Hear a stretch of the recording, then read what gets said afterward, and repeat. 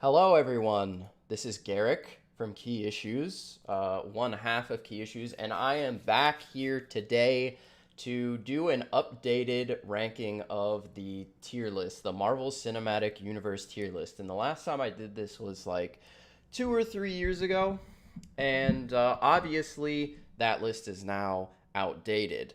A lot of scaling has changed as new movies have come out, and even old scaling um, has altered somewhat based on new information that we've found in guidebooks and other things like that. So today I'm going to update the tier list to the best of my ability from top to bottom, and I'll do most of the Marvel Cinematic Universe canon. It's going to be most of the major characters, excluding some things like Agents of S.H.I.E.L.D. and the Inhumans, various things where maybe the canonicity of it has been called into question somewhat. There's a larger tier list that I have that includes those characters as well as like Cloak and Dagger, the Runaways, etc., etc. But we're going to focus on what we know 100% for sure, without a shadow of a doubt, is canon, even though I believe that that stuff is still canon. We're not going to address it in this video. This is also not going to contain scaling from Marvel's What If. Obviously, there are a lot of very powerful characters in there that would scale above the other characters in the Sacred Timeline, but we're going to try and focus on the Sacred Timeline and characters that really interact with said timeline. So I'm going to be talking about the other Spider-Men and the villains from Spider-Man No Way Home that came from other timelines because they directly interact with the Sacred Timeline, at least in 2021. Doctor Strange and the Multiverse of Madness might change that with What If, and those characters may end up interacting and scaling to characters within the Sacred Timeline. But for now, we're going to focus on the live action characters within the Sacred Timeline. Now, I'm going to do my best to explain all the placements within the tier list, but I can't go into excruciating detail on every single character. Otherwise, we would be here for literally forever. I know this preamble is taking quite a bit of time, but I need to go over this because there are going to be a lot of bad faith actors that are going to leave comments and try and misconstrue what I'm saying in here. This tier list has been a long time coming. Obviously, I've been power scaling the Marvel Cinematic Universe for literal years, watching as many interviews, directors' commentaries, reading Marvel guidebooks, getting opinions from people that disagree with me, trying to get outside of what you may consider an echo chamber, and getting a lot of opinions from people outside of my immediate circle. And to that end, I've invited two people who have helped me assemble this tier list. Now, these aren't the only two people that have helped me, as I just said, but they are two people that are heavily involved in the tier list. So, I mean, I would say the tier list is as much theirs as it is mine, and that,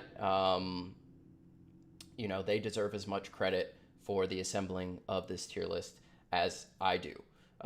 First is Crisis, who you may know. He's been on multiple videos here on this channel. He's an editor for this channel, as well as Seth the Programmer. He's assisted with videos on that channel as well. So, Crisis, say hi to everyone. Hey everybody, I'm ready to get into it. Grab your popcorn because we're in for the long haul.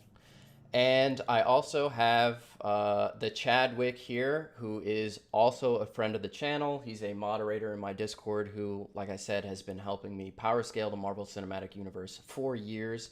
He's a good friend of mine, as is Crisis.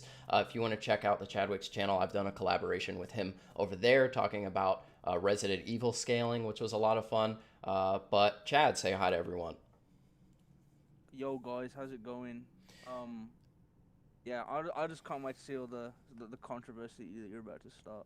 Yeah, I can't yeah. wait to address personally address some of the stuff when some of the people watching who aren't in the Discord join and express their issues. Should be fun. Yeah, so with all of that being said, I would like to put one more disclaimer out there that you may hear some background noise. I'm on a pretty busy street And when you hear my recorded videos, obviously you're not going to hear cars going by, because if a big car goes by and makes a loud noise, I will re-record a line, so my videos aren't horrible. But this is going to be a long-form live stream, and you may hear some background noise just because I do live on a pretty busy street. And all of these tiers, we have, specific names for them, but they don't necessarily mean all that much. Going from top, we have True God, Multiversal, Universal, Celestial, Elite Avenger, High Tier God, God, Master of the Mystic Arts, High Tier Avenger, Dragon Warrior, Mid Tier Avenger, Mid Tier God, Spider-Man Tier, Low Tier God, Peak Super Soldier, Hawkeye Tier, Super Soldier, Low Super Soldier, Martial Arts Masters, Hero of Harlem, High Tier Shield Agent, Tier 5, Defenders, Mid Tier Shield Agent, Just Some Dudes, and Hard to Scale. The hard to scale tier will be specifically for characters that have maybe a lot of contradictions, or it's a little bit muddy, or maybe we don't have enough information at this time to properly place them on the tier list. So there's going to be several people that are going to go into hard to scale. I could put them on the tier list, but I think for the most part, it would just be better to leave them off, as again, it's not going to be any sort of consistent placement. So with that being said, all of that out of the way, we're like 5-6 minutes into the live stream already.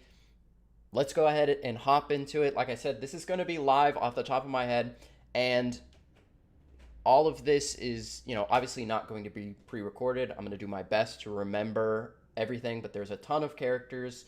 If I maybe, misspeak at any point, Chad and Crisis are here. They can correct me, but just, operate within the chat and within the comments with, with some good faith. I'm not trying to deceive anyone. I'm trying to leave my bias at the door, which is why I also have other people on here to help us out. But yeah, let's get into it. I hope you guys enjoy. As you can see, we have a ton of different characters that we got to get through, so I think the live stream is going to be pretty long.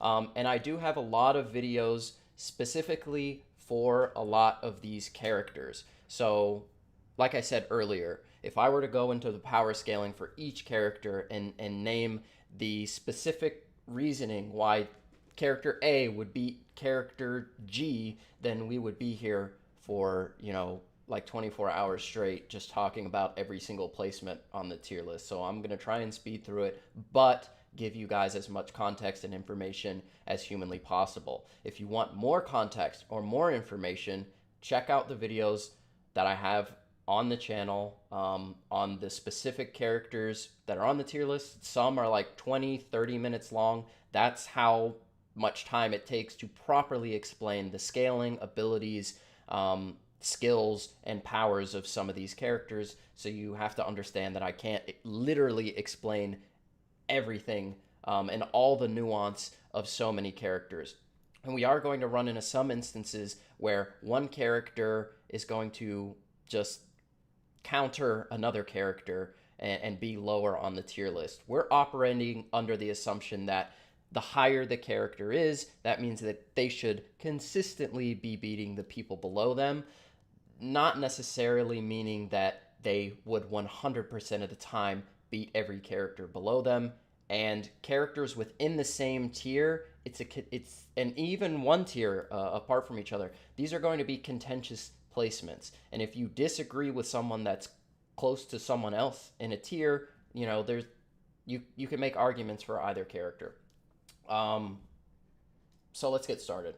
At the very top, we're going to put Kang. I mean, this is in a universe, and in a universe, Kang literally controls the sacred timeline.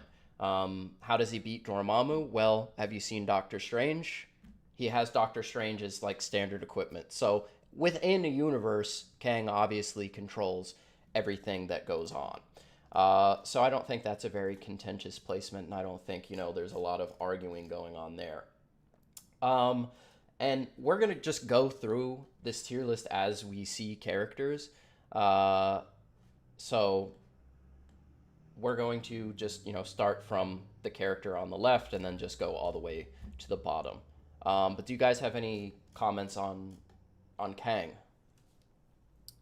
I think the thing that might be shocking about Kang is, people are gonna see him. They'll say, "Oh, he's just a dude," and like he's got the drip, sure, but what's he really got? But I think a key moment that people are forgetting, or that people might forget, is when Loki and Sylvie were pulling up to Kang.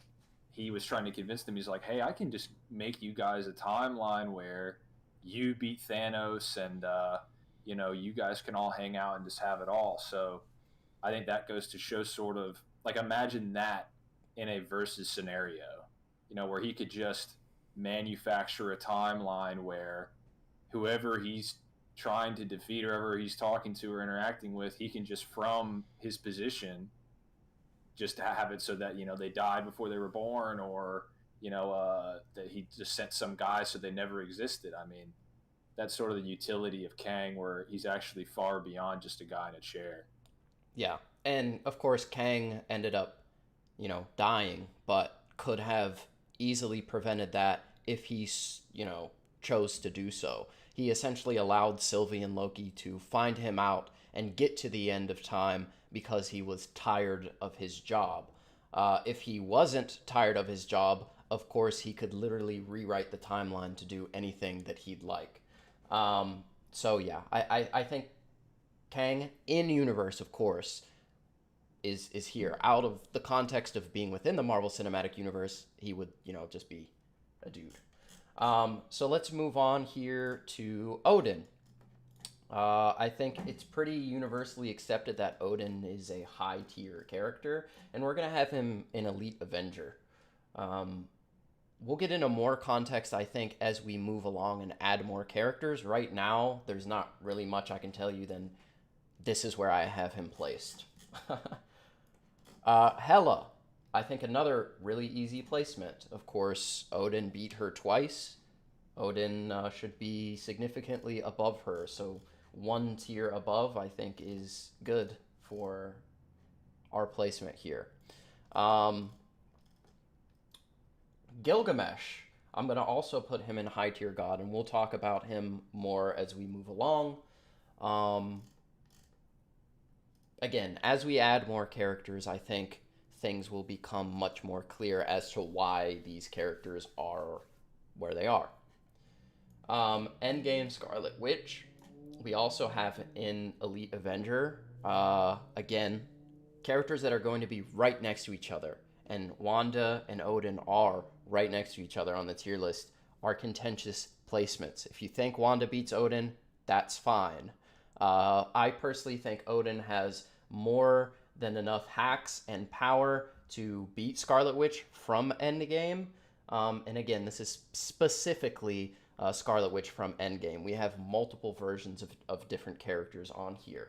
Odin has things such as mind manipulation, power nullification. He can manipulate matter via the Odin Force. We see that in Thor: The Dark World. Of course, he's extremely powerful. He's strong enough to beat Surtur with his Eternal Flame. Surtur, obviously, is miles above someone like Hela, who is above someone like Awakened Thor. So obviously Odin is extremely powerful just from a scaling perspective, but I think he also has a lot of hacks abilities that makes him a very dangerous threat compared to Endgame Wanda, who is not nearly as powerful as she becomes later. So that's, a little bit of a spoiler alert, but there's another version of Wanda on the tier list, and that is for a specific reason. I guess next up we have 3 Lokis, and we're going to put these 3 Lokis in God tier. And again, we'll add more context when we're finally, making these comparisons between characters. The 3 Lokis, I think, are going to be an extremely difficult case to consistently have somewhere on the tier list. Honestly, they could go into hard to scale, but I think, realistically, they're going to be somewhere around this level. Abomination. This is Abomination, of course, from Shang-Chi. And this version of Abomination does have scaling. And we'll get into that again once we start adding more characters. Right now, we're kind of just, getting the skeleton of the tier list. And we'll start adding all the, I guess, organs and meat and skin. And that's a weird analogy, but that's what we're doing. Curse, we're going to put in mid-tier Avenger as well. Call Obsidian, also going in this tier. Rocket Raccoon, I believe, is in low tier God. Rocket is a character we're going to probably have to spend like a significant amount of time on, or at least a little bit more than usual. I think for the most part, the Guardians of the Galaxy are pretty downplayed, but especially Rocket Raccoon and Star-Lord. And again, we'll get into that once we start adding more people. Peak Super Soldier, Gamora, Groot, is here. Falcon, low tier Super Soldier. Arishem is, I think, obviously going to be in the Celestial tier. And since we have him up there, let's just go ahead and get the rest of the Celestials, if I can find them. Actually, that might be a little bit of a pain in the ass. So maybe we'll just get to them as we get to them. But yeah, Chad wanted to say something about Loki. Yeah, I saw someone say that Curse is like way above Loki. Yes, he's a way far above Loki in Thor: The Dark World.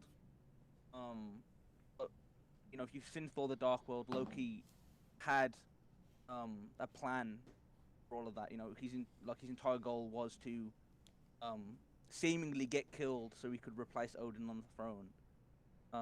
And you just see that by the TV show, the streaming show, sorry, Loki's magic has far developed, and even the old Loki, who we have above Loki and Sylvie, states that just using knives holds a Loki, like just Lokis in general, like the variants, back, holds back their full potential, and you see their full potential as he's able to contend with Sylvie, demonstrates far more versatile magic towards the end.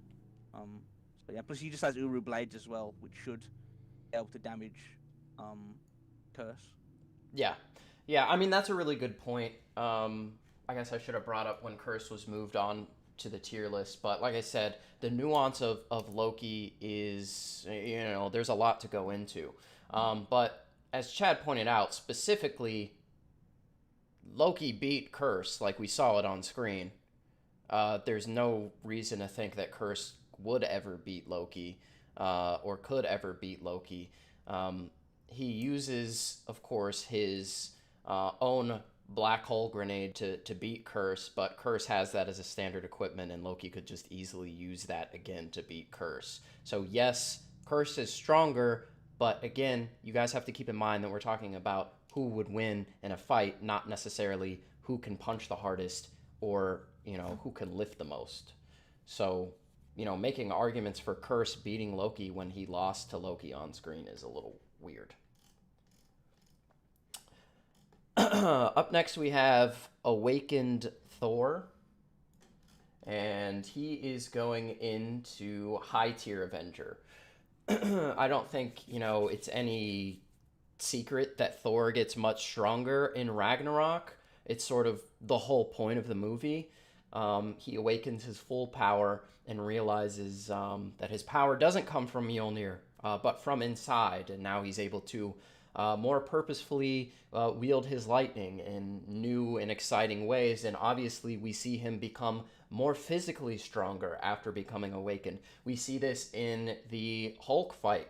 where he's able to just blast Hulk across the arena, where he wasn't able to do that previously.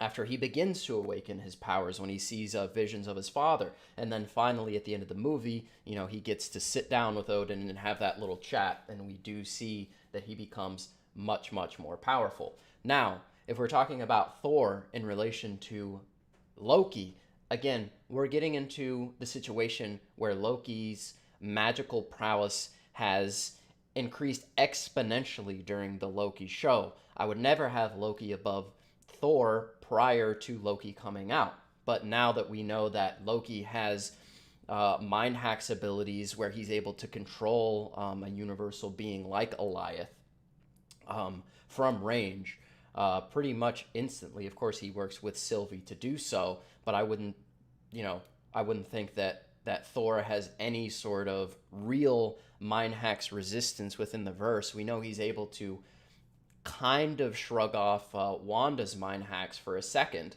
during Age of Ultron, but Loki should, at this point, easily be able to enchant Thor from distance.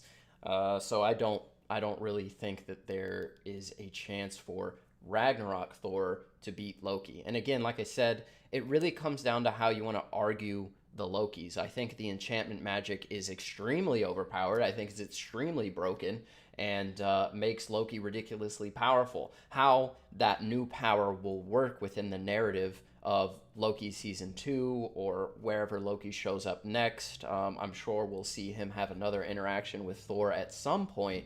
That all remains to be seen. But from a power scaling perspective, I think Loki consistently being able to enchant other people and someone that doesn't really have mind hacks resistance like Thor is consistent.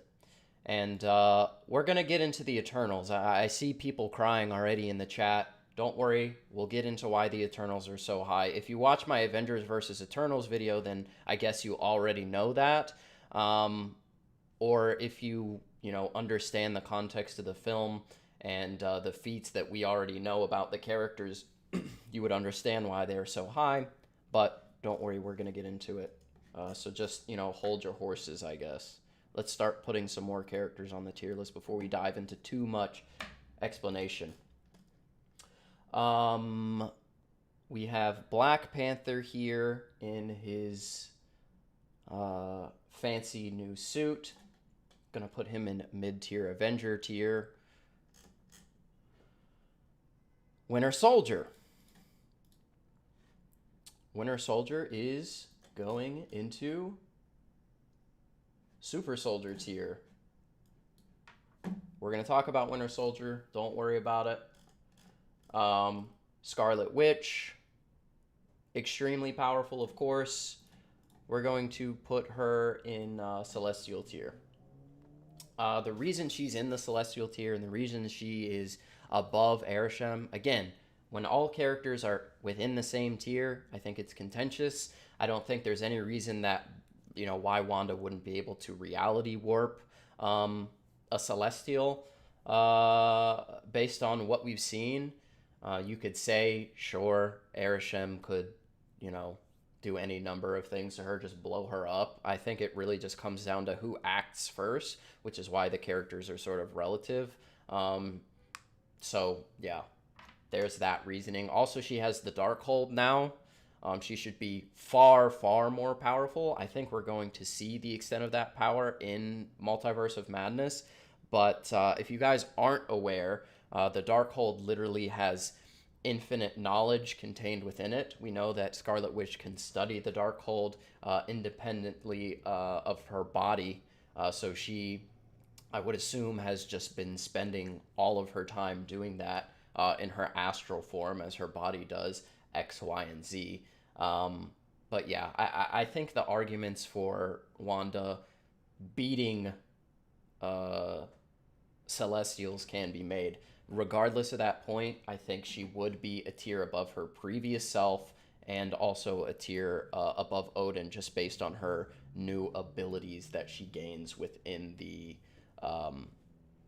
Marvel Cinematic Universe, specifically in WandaVision. I think the character is utterly and entirely broken. And of course, I do have a entire like 20-30 minute video on Scarlet Witch if you want more detail on that.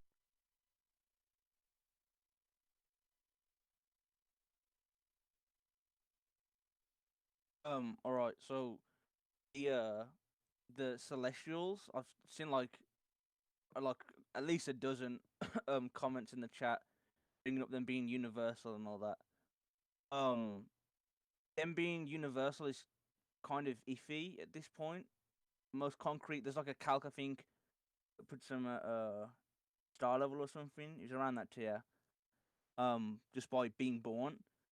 Again, the arguments for universal are a bit iffy, but that doesn't matter because what we know and right, and I'm sure a lot of you watch Seth the program and everything, and you know he explains it. We go off what we know in these situations, so we go off the least amount of assumptions.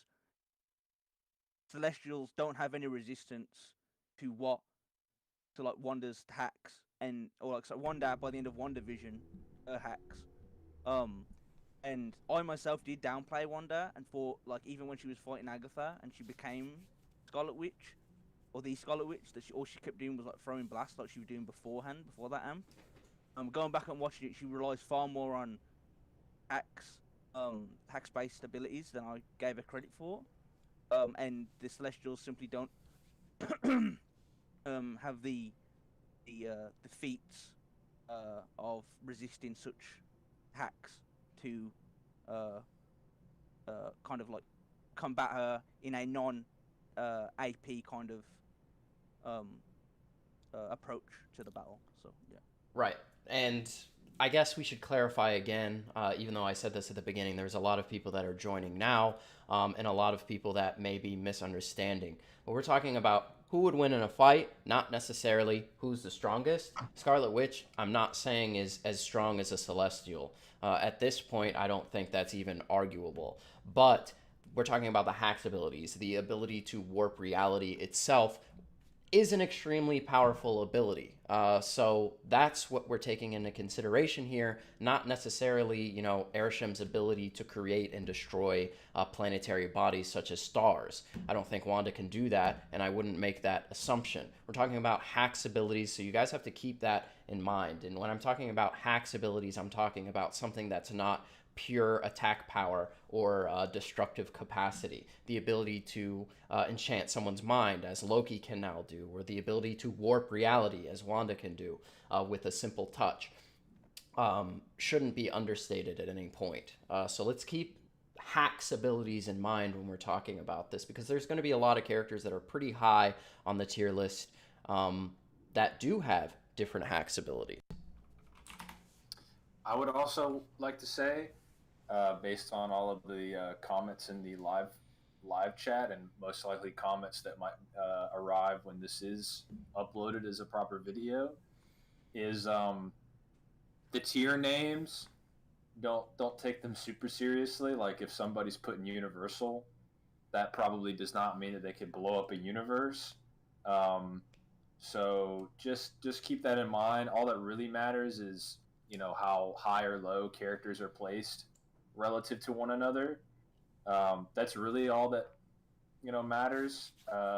Obviously, an example that Garrick just gave is the fact that Wanda can't blow up a star or create a star, but she could reality warp Arishem into, you know, who knows what. She can make Agatha into, you know, just some random civilian who doesn't know anything about their powers. So anybody who, you know, I see someone saying Scarlet Witch is town level or et cetera, et cetera.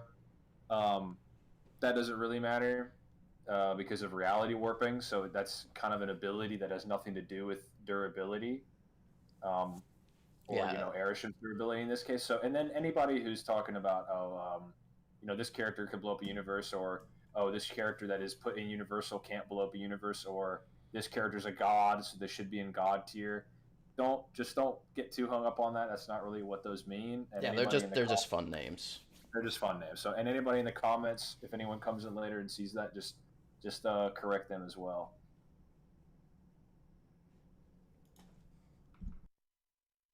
Chad, you can hop in if you wanted to say something Oh, about Awakened Thor's placement. yeah, man.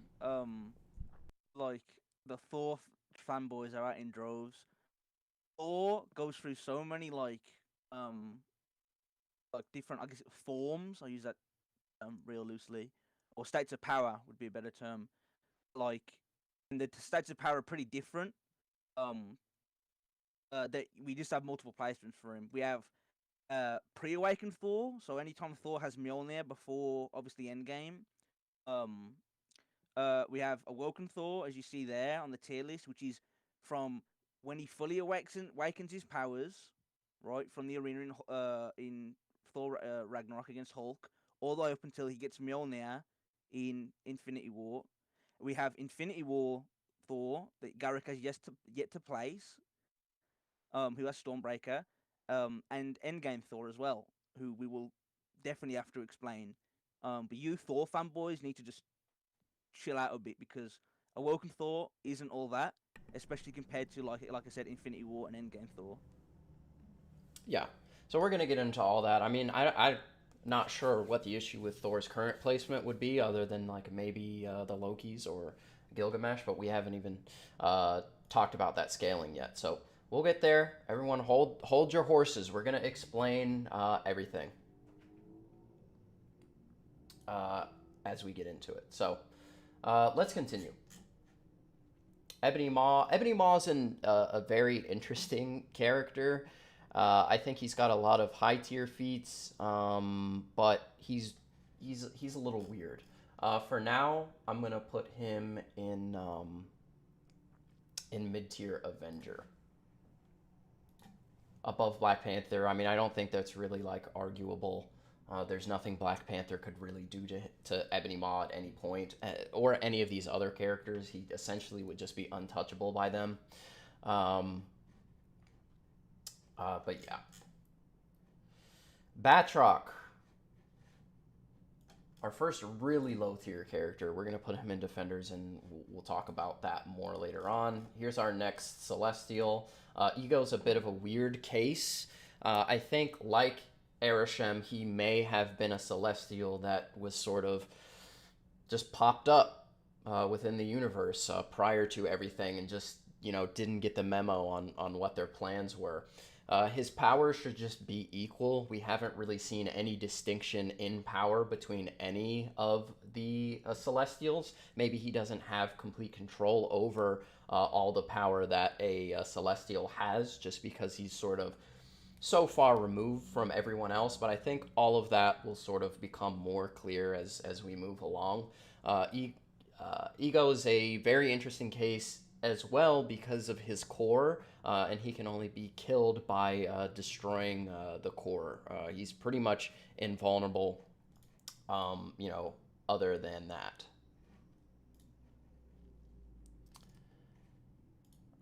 So let's continue on. Let's talk about Icarus, I think, in a minute. So things aren't getting too wild and crazy just yet. Ronan with the Power Stone is going an Elite Avenger, and this might be a bit of a surprise, but I think it's pretty consistent.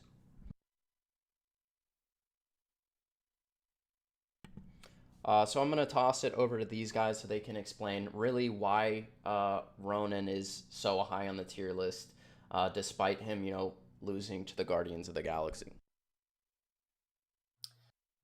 So Ronan, with the Power Stone specifically, there are statements that the Power Stone, at least when it's channeled through a powerful weapon like the Infinity Gauntlet, it does actually make the wielder more durable, more powerful, and not to mention that the Power Stone itself, and this was Ronan's plan, it can just annihilate an entire planet, and we see that when it is displayed by the Collector, that we viewed this Eternal using the Power Stone to just completely wipe out this planet, completely destroy its surface.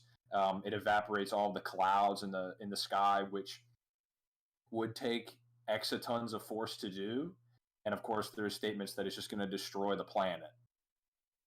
So with that kind of planet-busting power isn't really seen in anyone kind of below this category. Of course, Hela, which is at the top of the category just under Ronan, she of course gets killed by Surtur, who blows up Asgard, which is a small, it's like a kind of a planetoid. It's more, it's got some mountain ranges, but it's nowhere near the size of a full planet. And then of course Rocket Raccoon, who is a low tier god. I imagine that's either due to his actual physicality or the fact that he doesn't always have this weapon. He only uses the Hadron Enforcer one time, and it's against Ronan. And in a god, that weapon is stated to be able to destroy moons. And Ronan kind of just completely shrugs that off like it's nothing. So that level of durability, that level of power output really isn't seen in any character below Ronan with the Power Stone. Exactly. And we have more like Power Stone power scaling that we're going to get into that's maybe a little bit, kind of conjecture at the end of the day. But I think it's pretty consistent stuff that we will be discussing, especially when we get into more of the celestial conversation. So, I mean, you know what? Let's just rip the Band-Aid off. Let's talk about Icarus. Now, Icarus is going to be put in high tier god. Obviously, he's going to be above Gilgamesh. We know that Icarus is the quote-unquote most powerful Eternal. There's also a statement from the director of Eternals, Chloe Zhao, that he would be relative to someone like Captain Marvel. Of course, we know that Captain Marvel is the most powerful Avenger. It's blatantly stated like more than a dozen times. There's no arguing it that physically Captain Marvel is the strongest of all of the Avengers. Yes, that includes Hulk. Yes, that includes Thor. It's literally inarguable. Multiple directors, writers, Kevin Feige himself. Physically, Captain Marvel is the strongest, and Icarus would be somewhat relative to her. Like a fight between the two would be a contentious fight. That's just a blatant statement. We also have crazy feats from Icarus just dispersing cloud cover, and if you've watched my Icarus video, you know that dispersing cloud cover is nothing to sneeze at. Clouds weigh millions of pounds, and the cloud cover that we see him disperse in Eternals, it's pretty low tier, like low ball feat, honestly, but it's the best one we have, is like island level. We also know that Icarus is able to eventually react to characters that are moving millions of miles per hour, which is extremely fast. For the sake of this video, I'm kind of giving some of these characters the benefit of the doubt that they will, somewhat scale to Icarus in terms of reaction speed. But if I were to take that charitability away, Icarus would be out here speed blitzing most of the tier list. Just based on him eventually being able to react to Makari, who's blatantly stated to be the fastest being in the known universe. Another blatant statement that's inarguable. Also, we know that Thor, as a child, admired the Eternals. They were part of Odin's battle against the Frost Giants in Norway. We know that they performed admirably during that battle. I don't think it would make much sense for Thor to admire the Eternals and hold them in such high regard if they weren't on the level of elite Asgardians.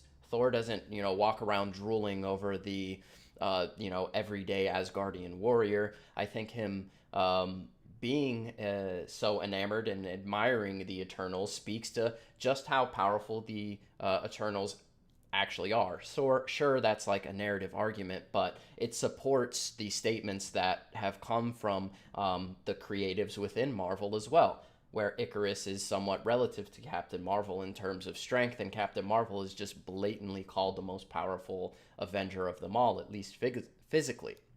Gilgamesh is, of course, stronger than Icarus, But Icarus is sort of like the whole package. He has flight.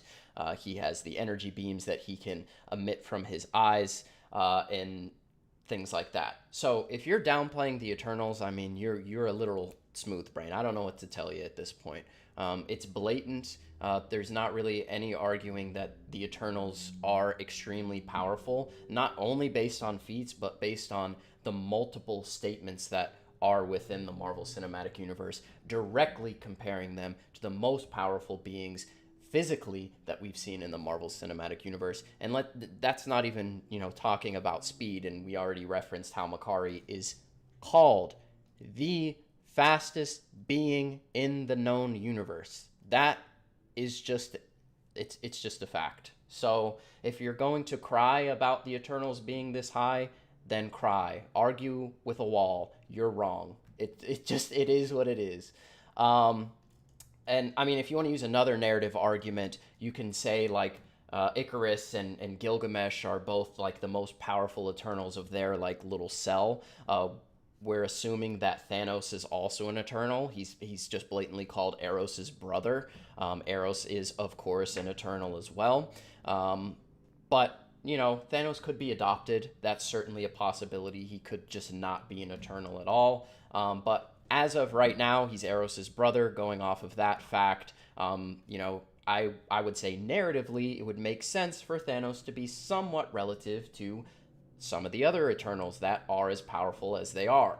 Why would Arishem be, making cells of Eternals that vary widely in power when they're all fighting literally the same opponents, that being the Deviants? That would be pretty stupid of Arishem to do.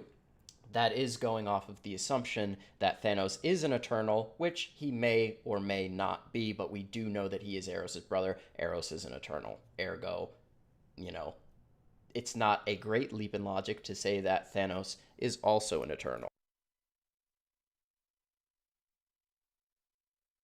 Yeah, I've seen like some issues about how, like Garrick said, um, all of the statements about her Captain Marvel being the strongest Avenger or most powerful Avenger ever.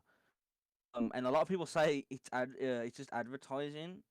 Yeah, I mean, I could bring it down with that if you go and buy like if it's on the back of a toy, like some of the event like the MCU toy action figures have like character descriptions on the back, or if you were to go by like the descriptions for the movies on Disney Plus, sure, you have like the Russos who say, uh, in the director's commentary, which isn't just like their advertisements, right? Isn't just promotional material. It's like referring to the movie. They don't just say she's as strong, if not stronger, than Infinity War Thor. They go a step further and say that she really dimensionalizes the heroes and makes them kind of look like infants in comparison. Uh, then like there's just other sources from like magazines that she's also the most powerful. And then there's an Endgame novel which a lot of you most likely will not know about, where it describes that Thanos, when he's put on the back foot by her after she comes in Endgame to stop him from snapping the gauntlet, he headbutts her with full force. As you see in the movie, it does nothing. And then he has to resort to the Power Stone. Bare bones, by the way, so it's not regulated by the gauntlet. And the Power Stone, again, most of you might not know this, inherently reacts to organic stuff, which is why it's so lethal to people that hold it. And the fact that there's no damage for her, yeah, sure, you can say she gets knocked out, but you can get knocked out by something that isn't as strong as you. There's no damage to her. At the end of the movie, it's at the end of the battle, completely fine. So you guys kind of trying to downplay it by saying that statements, quote unquote statements, aren't valid. That's not a proper argument, because like there's a whole thing to get into, like how some statements are valid and some aren't. Mainly, you take what is what is it, not contradicted, or what's most consistent. And in this case, there aren't pretty much there are little to no contradictions of Captain Marvel being that strong, at least in the realm of the heroes. So Yeah, it's mainly just like, yeah, Doctor Strange out Haxes and Wanda at this point would out Haxa. exactly. And like I said earlier, there are dozens of statements of Captain Marvel just being the strongest. And this isn't just from directors, writers, producers, whoever. This is in guidebooks. These are just statements in black and white that she's the most powerful. Not just on the back of a toy, but in an article, in a Marvel guidebook used to determine how powerful characters are. It's just stated, guys. So it is what it is. And that being said, that's why she is so high. She's in that elite Avenger category. Next up, we have Thanos with 4 Infinity Stones.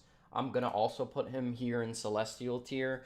And we're going to talk about it a little bit more. Again, characters right next to each other. It's contentious. Who wins in a battle between Scarlet Witch and Thanos with 4 Infinity Stones? Does Thanos use the Space Stone and put her in space and she suffocates, or use the Reality Stone to do whatever to her? Or does Wanda reality warp Thanos? It really just comes down to, a Western style sort of, standoff. Who draws the quickest? But standard battle assumptions using the knowledge that the characters have within universe. Scarlet Witch would know who Thanos is. Thanos wouldn't know who she is, and Thanos typically holds back when he has the Infinity Stone. So I think Wanda would probably get the jump on him. That's the basic reasoning for why she would be one spot above a 4-stone of Thanos. And we're going to talk about full Infinity Gauntlet Thanos a little bit later as well. Fenris, we're going to put her in high tier Avenger. I think, this is a pretty blatant sort of placement for the character. We know that she is somewhat relative to the Hulk, as is an awakened Thor. But we'll get into more nuance between Thor and Hulk once we get Hulk up and properly placed. Dr. Octopus. Dr. Octopus is going in the Spider-Man tier. I think that's, do I need to explain that any further? At least for now, probably not. Elite Avenger. Doctor Strange. Now, this is Doctor Strange without the Time Stone. Got a crazy amount of hacks abilities. Of course, he has the ability to summon the mirror dimension. Of course, he's the Sorcerer Supreme. He can remove threats from the battlefield using a sling ring. He can put you in pocket dimensions. Again, I hate to keep saying this, but I do have videos on these characters, Doctor Strange being one of them, where I spend like 15 minutes alone talking about his extensive hacks abilities. We see what he's able to do against Thanos with 4 Infinity Stones. I don't think Ronan with 1 is going to be any sort of issue for Doctor Strange, even without the Time Stone. And of course, we know Doctor Strange did not use the Time Stone against Thanos. Xiao Ling is going to go in Dragon Warrior tier. And we'll talk about that a little bit more in depth. But I'm trying to get some more characters up here on the tier list just because, we're spending a lot of time explaining things, and I'd like to get some people on here so we can really, get into the nitty-gritty of everything. Blonsky, with just his base, super soldier serum, is going to be a pretty low-tier character. I don't think I really need to explain, why Batroc is above him, but I guess I will. Batroc, of course, is extremely skilled. He's able to fight with, Captain America, take attacks from him, and Blonsky's super soldier serum, from what we see at least, is weaker than Cap's. We also see Batroc just do insanely well, pretty much beat Captain America a couple of times during Falcon and the Winter Soldier. So, despite Batroc not having, powers, quote-unquote, I think he still would consistently outskill and eventually beat down this Blonsky. Vision, high-tier Avenger. Vision is a really interesting case. just because previously he was pretty downplayed. I think overall he would, beat up someone like Thor without Stormbreaker or Mjolnir. There just wouldn't be a lot of offensive options that Thor would have available to beat Vision. You could argue that maybe his lightning would disable Vision, or something like that, but Vision has, phasing, and things like that. I think it's a close fight, which is why they're in the same tier. Proxima Midnight, of course, one of the most skilled and most powerful characters that are going to be like in the super soldier range. We see that she's able to fight against like Captain America and Black Widow simultaneously. She's able to fight, Scarlet Witch, Okoye, and Black Widow at the same time during Infinity War as well. The reason we have her below Gamora is, again, guidebook statements, and then obviously narratively we know that Gamora is Thanos' favorite daughter. She is that for a reason. What does Thanos value most? Power, skill, the ability to kill, the ability to serve him, the ability to accomplish the goals that he has in mind, and what he's placed upon the soldiers' shoulders of his children. Gamora also is stated to be the deadliest woman in the galaxy.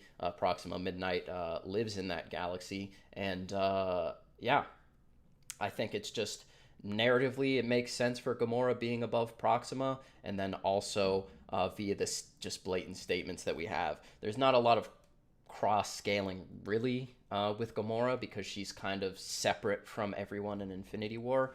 But going off the statements that we have, she should be above Proxima. We'll talk about these like low tier Iron Man villains here in a bit. Here we're gonna put Goblin in low tier God, and I'll have Crisis speak a bit on why Goblin is actually below Dr. Octopus. Yeah, so for anyone who knows me, I imagine you probably know me from my Spider-Man video where me and a friend of everyone else in this chat, Aeroflame, talked about the Raimi scaling from Raimi Spider-Man and No Way Home. But essentially, it just comes down to, despite the fact that Ock is technically a normal guy with normal or metal arms attached to his, otherwise normal frame, we do see that pretty much from the get-go, he does things that are not normal. He gets shocked by lightning from the sun and survives. He gets slammed into the face by a table from Spider-Man through a window into a taxi, survives. He falls from a skyscraper, and so Gets shocked by Electro. Gets shot by Electro in No Way Home, immediately walks it off. So yeah, he's definitely not a normal dude. And so from there, there's pretty much no reason to limit him to below Ock because of that. Below Goblin because of that. But really, it's just you have producers from the Raimi movies saying that Ock is a more dangerous threat as the ultimate nemesis to Spider-Man. You also have the fact that he's just stated to be a more dangerous opponent in the novelizations, which don't really contradict anything. That statement does not, at least.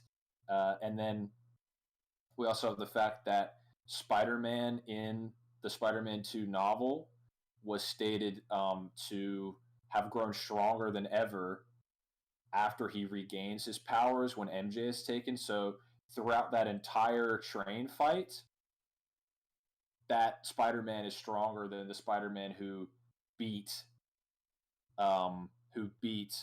Goblin. So, and it is true that his arms were cut. One of his arms were cut by his glider, but something that you have to consider as well, because this also isn't like, oh, this character, could never beat this character no matter what circumstance. But you have to remember that Ock, by then, had his personality was dominant over his arms, and we know that based on the hospital scene in Spider-Man 2 that it's really when the arms are in control of Ock that he is a much more violent, much more dangerous opponent. And I think you'd have to be hard pressed to say that Ock, with those arms in control, is going to do what Otto Octavius did against Goblin in No Way Home, which is just try to hold this glider in place and just not use any other arm to, say, pick up Goblin and just throw him off his glider, or crush him, or hold his glider in place and take two other arms and just pull him apart, pull Goblin apart. So there's just a preponderance of evidence that that Goblin should just be far lower than Ock based on those statements, based on the fact that Spider-Man has to get far stronger to compete with Doc Ock compared to Green Goblin. And there are also statements from the Spider-Man 1 novel that a stray web blast, if it hit Green Goblin without his helmet on, that it would knock his head clean off. Whereas in Spider-Man 2, Doc Ock can tank multiple web bullets being fired into his chest and is seemingly, he's not getting blown apart like Goblin would be. So there's really no reason to have them in the same tier just based on that alone.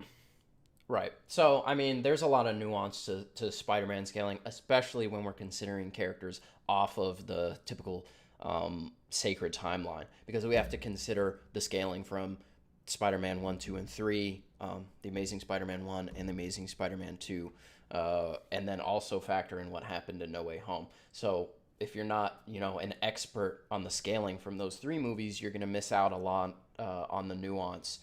So if you're just going off of what we see in No Way Home, sure, maybe Green Goblin would be above, but I think it's still really close, especially what we see Doc Ock do against the Iron Spider. He's also able to, block explosives from Green Goblin and react to them when other people were not able to do so. So Doc Ock, yeah, we're going to put him one tier above Green Goblin. I think he pretty consistently should be able to beat him. Black Widow. Black Widow is, I think this should make sense, going in high tier shield agent. Caecilius is going to go into, where is this? Master of the Mystic Arts tier. Doctor Strange with the Time Stone. Now he's going to go one spot below Thanos. I think, realistically, and you can disagree with me, chat, or Crisis, or Chad, but I think realistically, I think we could all come up with a reason for Doctor Strange easily being able to beat Four Stone Thanos, despite the fact that the writers of the movie could not. And they also didn't provide an explanation as to why he never used the Time Stone. The explanation was, I looked through 14 million different scenarios, and in all those scenarios, we didn't beat Thanos except for in this one.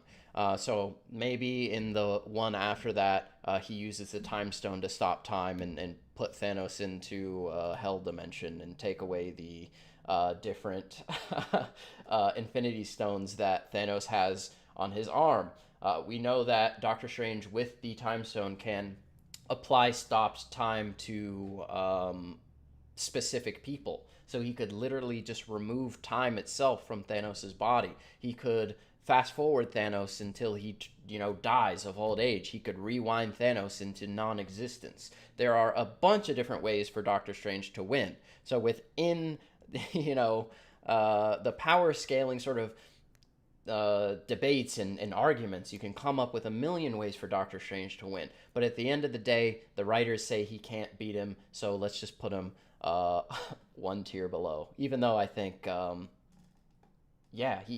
Doctor Strange with the Time Stone could realistically be a lot higher on the tier list, because I think the Time Stone is one of the most broken Infinity Stones. But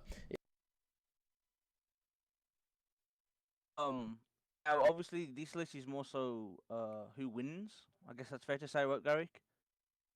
Right, yeah. Yeah. And obviously, based on the first Doctor Strange movie, Doctor Strange technically beat Dormammu. Um, what it is about that is Dormammu does not know what time is, and obviously time because he's mentioned the Doctor mentioned existed before the universe and before time was a thing. So when Doctor Strange applies the time from the time stone to Dormammu, he does not know what is happening. However, the dark dimension does allow a counter to the time hacks. It's just again, Dormammu doesn't know what it is, and that comes from way of the. That's me saying that comes from way of the Doctor Strange novel, and I'll read you the excerpt from the novel right now. This is at the end. This is like when Doctor Strange pulls up to Caecilius and his goons after they'd like destroyed the Hong Kong sanctum. It says, the Dark Dimension was close, yawning above Hong Kong, and its power allowed the fanatic to break free and join Strange and Mordo in their pocket of forward-moving time. So this is after he's reversed the damage to the Hong Kong Sanctum and like kind of trapped Caecilius in it. And obviously we know that the Zealots and Caecilius at that point were powered by the um the Dark Dimension, as it later says, not as it stated in the movie ending, the guide, which just says, uh, not with not he said he could not defeat Caecilius face to face, not with Caecilius tapping tapping the power of the dark, tapping within the power of the Dark Dimension. So Dormammu could, if he knew what time was, theoretically break out of the time stone. It's just that he doesn't. And Doctor Strange was specifically applying time to him, yet he could counter it with his own energy if he knew what it was. Right. And then, of course, like I said at the beginning of the stream, maybe you guys weren't here, but for everyone that is watching this later, they already know, there are specific characters that are going to be lower that maybe would beat somebody that's higher than them due to a counter. So, of course, Doctor Strange with prep would beat Dormammu without the knowledge that Dormammu actually has the power to beat time, being beyond it himself. So let's continue. That's why Dormammu is above Doctor Strange with the Time Stone, because Dormammu, of course, is a multiversal being. He has multiple universes contained within the Dark Dimension. He absorbs multiple universes and all that fun stuff. So, yeah, I think it's pretty blatant that he would beat pretty much everyone else that's below him. Let's get into Big Daddy Full Infinity Gauntlet Thanos. Of course, Full Infinity Gauntlet Thanos is going to have a ton of different options available to him. Of course, the most, I guess, devastating would be the Snap. With this power, with this ultimate power, he's pretty willing to use it, as we see multiple times during Endgame, as well as during Infinity War. So in any battle, a snap of his fingers, he could use any number of stones individually if he chose to do so. I think you could make an argument that, Scarlet Witch could, again, maybe beat this guy via reality warping, but just, through Thanos' experience with all of the Infinity Stones and them being much more potent than just the 4 that he has on Titan, I think it's pretty consistent that you could make arguments for Thanos consistently beating Scarlet Witch. So that's that. Let's continue here with Kate Bishop, and we're going to go ahead and put her in mid-tier shield agent. Ghost, I'm going to put her in hard to scale, especially considering how weird Ant-Man acts within his own movies, where he should be able to really easily beat various people and then sort of struggles against them. Ghost kind of falls into the trap of beating and fighting against an Ant-Man without all his facilities. And I think there's more to learn about Ghost. I think eventually we'll figure out where we can consistently put her. But right now I'm not super comfortable giving her a definitive placement on the tier list. Here we have pre-awakened Thor. This would be Thor with Mjolnir. And I'm going to put him in mid-tier God. Obviously, we see him fight against Curse, and they're not even close. If we want to talk about some of these other characters, such as Cull Obsidian, can tank attacks from awakened Thor level characters. Captain America throws Mjolnir at his face, and Cull Obsidian gets right back up after it. Cull Obsidian can tank attacks from Hulkbuster Version 2. Hulkbuster Version 2, of course, could fight with an enraged Hulk in Age of Ultron, and that version of the Hulkbuster should just, blatantly be more powerful than version 1. So yeah, Cull Obsidian, his durability is insane. His attack potency should be somewhat relative to this version of Thor here. So this is like Age of Ultron Thor with Mjolnir. The Abomination scaling is a little bit weird, but we'll talk about that in a bit. Black Panther, again, maybe you could argue that Thor could beat him via lightning, as we see he was taken down by Black Widow, but I'm pretty sure, correct me if I'm wrong, guys, but I'm pretty sure he has a now insulated suit to prevent what happened to him during Civil War. And then we see Black Panther just blatantly tank like enraged Thanos, throwing his Uru blade at him. He gets right back up. The blade does no damage to him at all. And this would be a not holding back Thanos. So Thor should not be able to do anything to Black Panther either. Moving on, we've got Star-Lord. Star-Lord is in Spider-Man tier. Star-Lord is, like I said earlier, a very slept-on character. He has a lot of crazy equipment. His energy bolas are able to wrap up Spider-Man in his Iron Spider suit to the point where Spider-Man couldn't even escape. His gravity wells are able to pull Thanos down. Thanos, of course, is like struggling with his full power to get away from them. And it's able to pull his arm and hold it there briefly. It's also able to suck in Iron Man. He's got orbs that can just disintegrate people. His guns are insanely powerful as well. They one-shot all of Ronan's army. He's a very smart character. He's very tactical. He did actually come up with a plan that subdued Thanos. Even though he messed it up at the end, he came up with that plan. Obviously, he's really good at setting traps and getting people to fall into those in his fights. We see him tank Rocket's taser gun, which actually knocks Gamora out. So his celestial physiology would give him a bit of a boost in durability there. He's able to swap hands with Gamora at some point, so he's incredibly skilled as well. He can fly. I think the character is extremely underrated and has a lot of utility. So there we go. Yeah, I think Star-Lord is slept on. So Spider-Man tier for the guy. Jan-Rog. Jan-Rog's a little difficult to place. For now, we're going to put him in the Super Soldier tier. And it really comes down to how the Kree soldiers typically scale in universe. We know that Korath is an elite member of the Kree army. He's considered on the same level as Jan-Rog. They're in the SEAL Team 6, quote unquote, of Kree, and they should all be sort of relative to Drax, which is what I'm getting at. And we know that Groot is relative to Drax as well, which is why he's here in the Super Soldier tier. Mjolnir Cap. Mjolnir Captain America is an extremely powerful character, and I'm going to put him in God tier.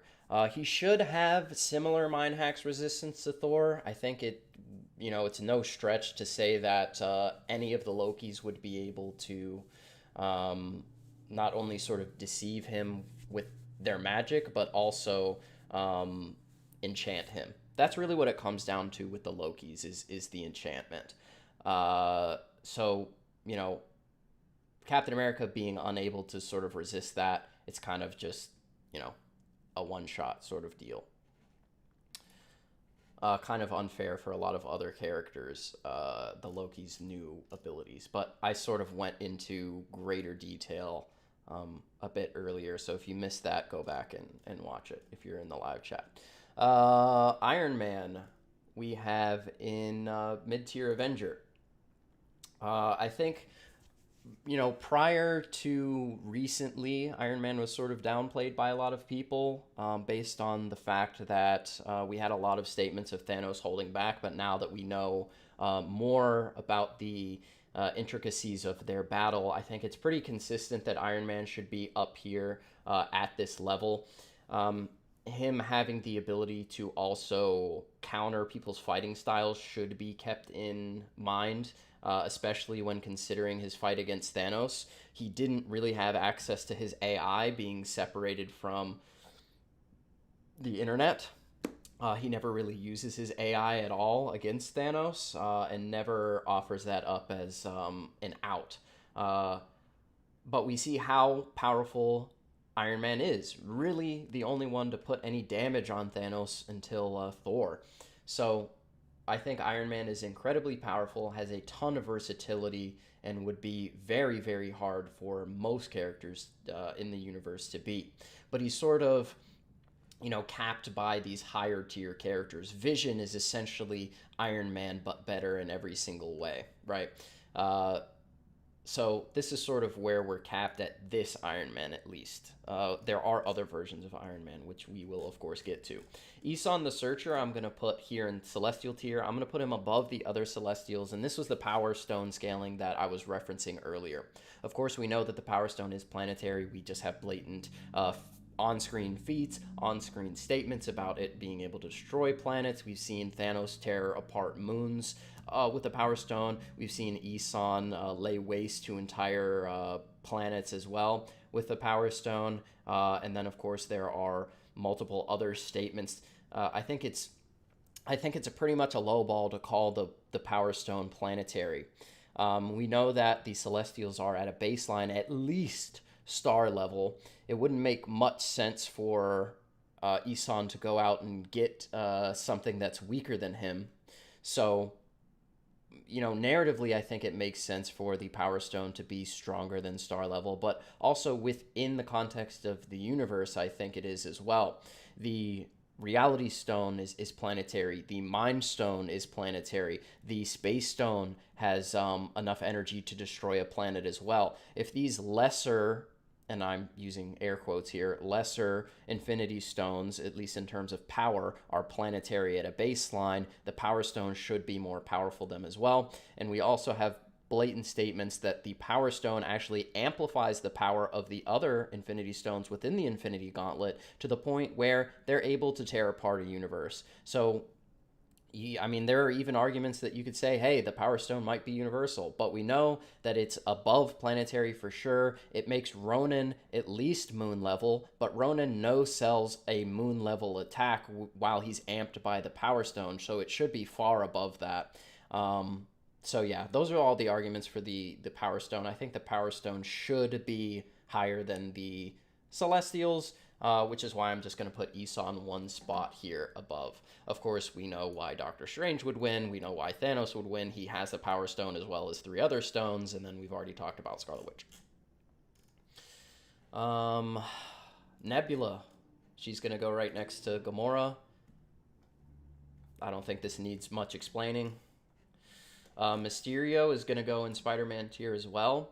Mysterio, he's kind of a tough guy to place. Honestly, you could put him in hard to scale.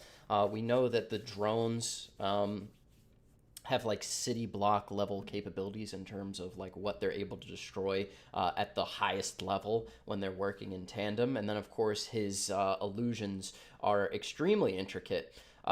We don't know to the extent that he could create illusions on the fly, but we know that he can adapt if need be with his drones. When he fights Spider-Man, he essentially turns the hallway that they're in into an infinite black void. If he were to do that against most characters, I think they would really struggle to do anything to him. So, I think Mysterio Again, like I said, could be in hard to place. But we're going to safely put him around Spider-Man tier. Obviously, he did end up losing to Spider-Man. But yeah, I think there are maybe people above that he could beat, and maybe there are people below him that would beat him. But we'll just, for safety's sake, put him in the Spider-Man tier. Makari. Oh, this is going to make people mad, but what can you do? Makari, yep, she's going to be in high tier god. She can damage Icarus. We've already talked about the comparisons between Icarus and Captain Marvel. We've already spoken about how Makari is literally the fastest being in the known universe. She would just blitz most everybody on the tier list. Obviously, she's not going to be above Gilgamesh or Icarus, who she just wouldn't be strong enough to beat. And we've seen Icarus fight against her. Hela would be in that same tier of power. Hela also, we never even saw at full power. So Hela, honestly could be maybe a little bit higher. But of course, she is capped by her father, Odin. Hela's regeneration would pretty much stop any Makari damage. But again, we're getting into instances where, yes, Makari would beat Scarlet Witch. Yes, Makari would beat Doctor Strange. Even with the Time Stone, she would beat Doctor Strange. Even this version of Scarlet Witch, she would probably beat. Maybe even Thanos, she could blitz and take all the Infinity Stones before he could even react. But I think these characters are all going to cross-scale eventually. But she is faster than Captain Marvel. It's just she's the fastest person in the verse at this time, at least. So yeah, Makari's speed blitzing your favorite character probably, and beating the crap out of them. I'm sorry, that's just how it is. I think eventually all these characters will cross scale, but for now, I think it's pretty safe to put her in high tier god. Sorry if you're upset by that, but you're soft if you are. Kingpin. And I guess, let's rip the Band-Aid off here. The Defenders series is canon. It is. Vincent D'Onofrio has said that this character is the same exact one from the Daredevil universe. His character is injured specifically by Bullseye in the final battle of Daredevil Season 3, and he has a limp, he has a cane because of that. His empire has been torn down by Daredevil. He's been forced to work with the bumbling idiots that are the Tracksuit Mafia, and he's sort of at his low point. And that's all due to what happened in Daredevil Season 3. And Daredevil Season 3 doesn't exist without Defenders. It literally comes off of the Defender series. Defenders leads into Daredevil Season 3. They can't exist without one another. So we're going to have all these Defenders characters on the tier list. And, yeah, Kingpin is here. And Crisis has some strong statements about the Defenders series being canon as well. And let me say before he hops in here that, yes, maybe at the end of the day, Iron Fist will get retconned. Luke Cage might get retconned. Jessica Jones, Punisher, whatever. These series could end up being retconned, but as of this very second, they are canon. So, Crisis, you can go ahead. So, the topic of if the Netflix shows are canon has been disputed extensively back and forth. But if you look into the evidence, Kevin Feige, at around 2015, while Infinity War and Endgame were in development, said, and you can look this up, it's on camera, that no matter how far on the periphery of the universe they are canon. And there's so much more evidence than that. But I think for a lot of people, to hear Kevin Feige say that, that's kind of all that you need to know. Kevin Feige said that the Netflix Marvel series are canon. No Way Home, Hawkeye, all of those things, like Garrick said, affirmed that in the post-Netflix era. And again, I think that is something that can't be understated. You can do a lot of the research yourself. There's some great breakdowns of all the separate times that they have been connected. There is a Ant-Man advertisement featuring the MCU actors, featuring Christine Everhart from Iron Man 1, featuring Scott Lang, played by Paul Rudd, with references to Agents of S.H.I.E.L.D., which ties into Daredevil via different links. But all that to be said, when looking at Kingpin, when looking at Daredevil on this list, when looking at Punisher and characters like that later on, they are 100% canon in the MCU, and they would 100% have a precedent to scale to other characters given certain statements.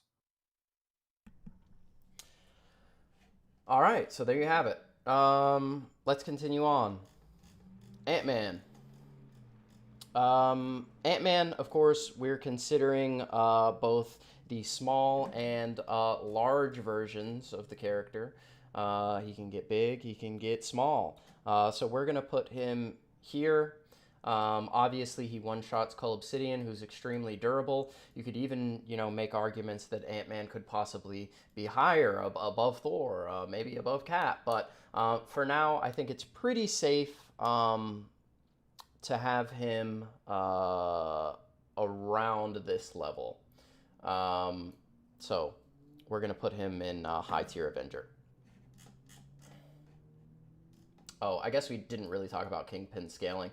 Batroc should just be more skilled. We already talked about him in relativity to Captain America. Kingpin, if he wasn't holding back, of course, would one-shot and kill Kate Bishop.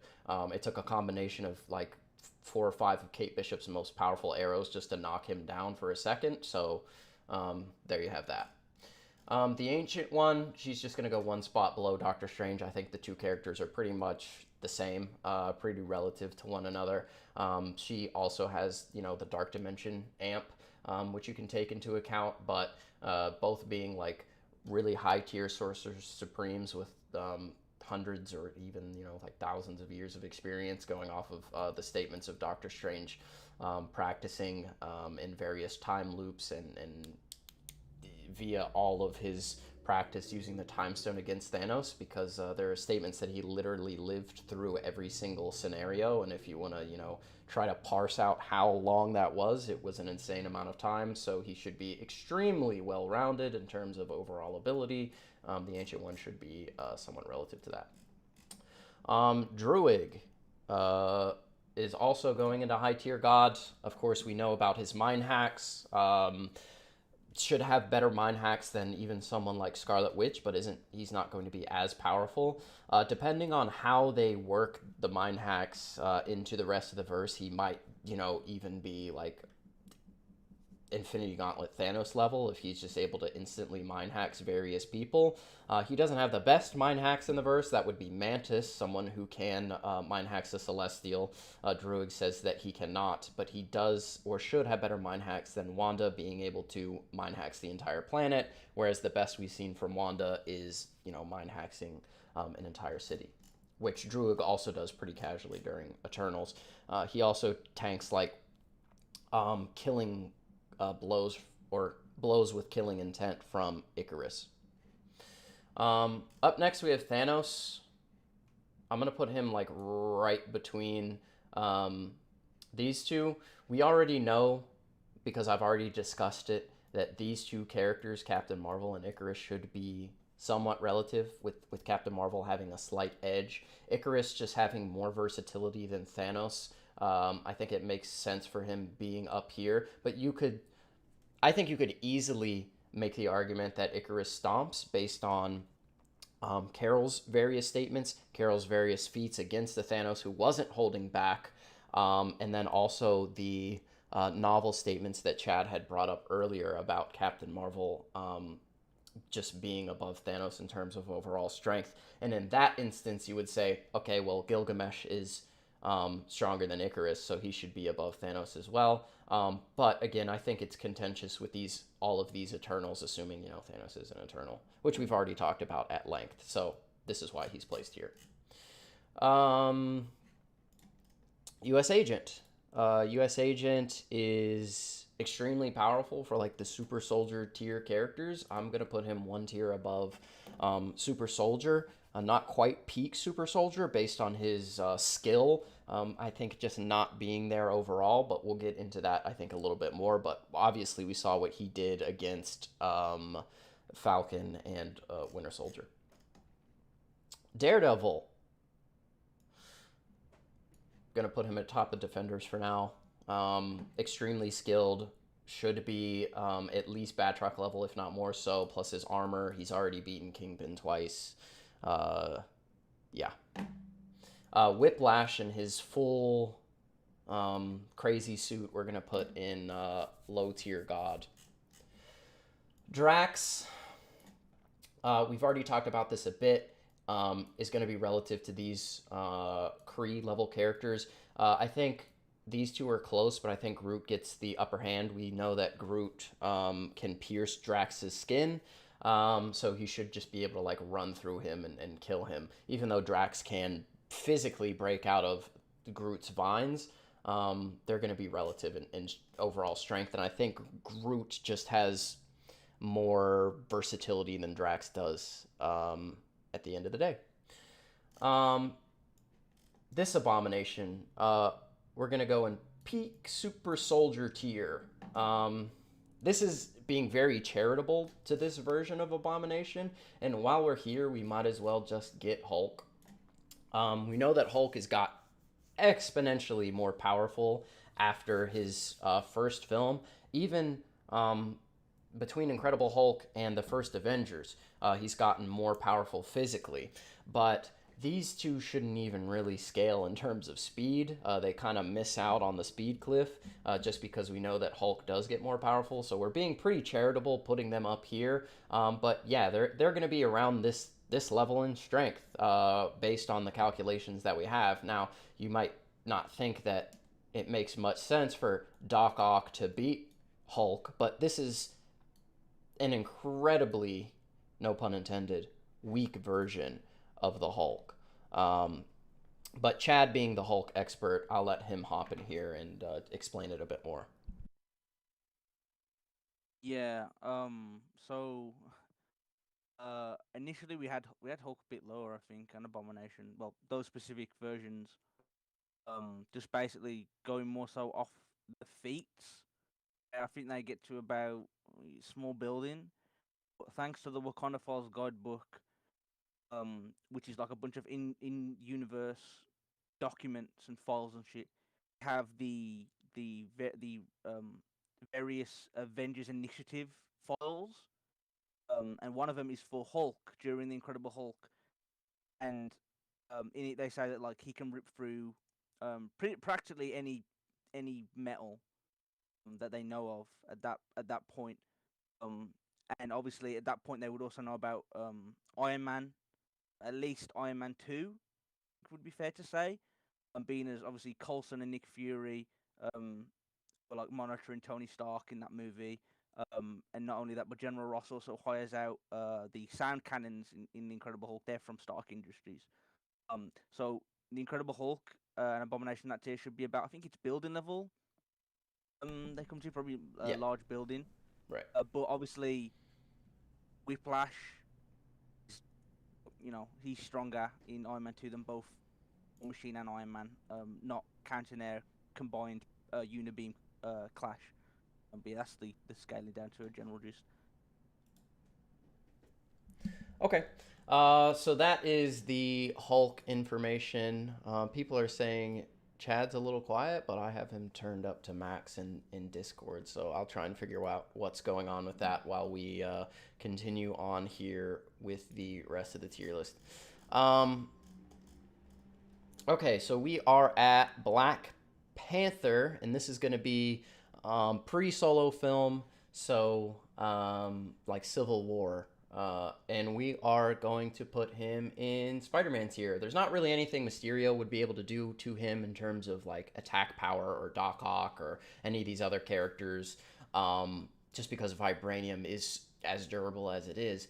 But, someone like Star-Lord would have the quote-unquote hacks to deal with Black Panther. Like I said, he could use his energy bolas that can wrap up Iron Spider, who's unable to get away from it, or like his gravity well, and things like that. So I think that's a pretty easy placement.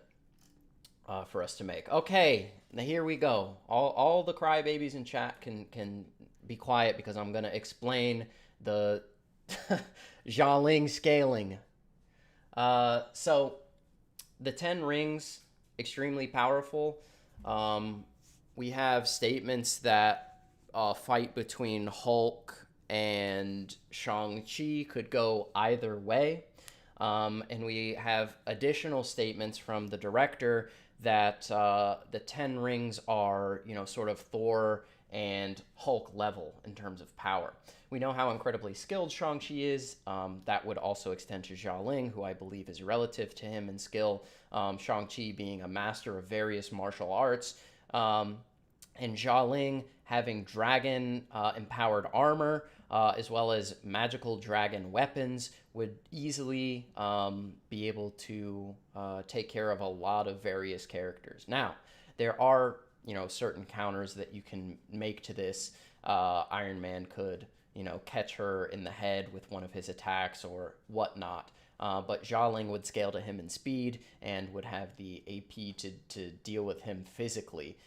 We know that her magically enhanced sort of dragon, I don't know what the weapon is specifically called, but sort of like whip with the dagger at the end of it, is enhanced by the Great Protector, and the scales of the Great Protector can just blatantly tank full power attacks from the 10 rings. We see when Wu hit Shang-Chi with an attack that sends him flying over the lake. So there's your scaling.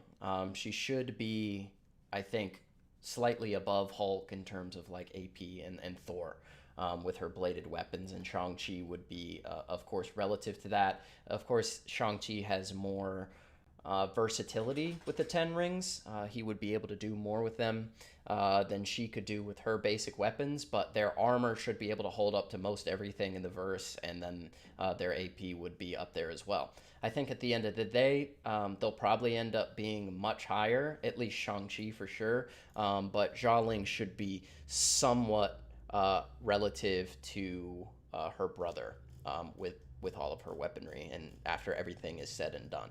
So we just have, blatant statements from multiple producers, the director as well, that the character is somewhat relative to Hulk and to Thor.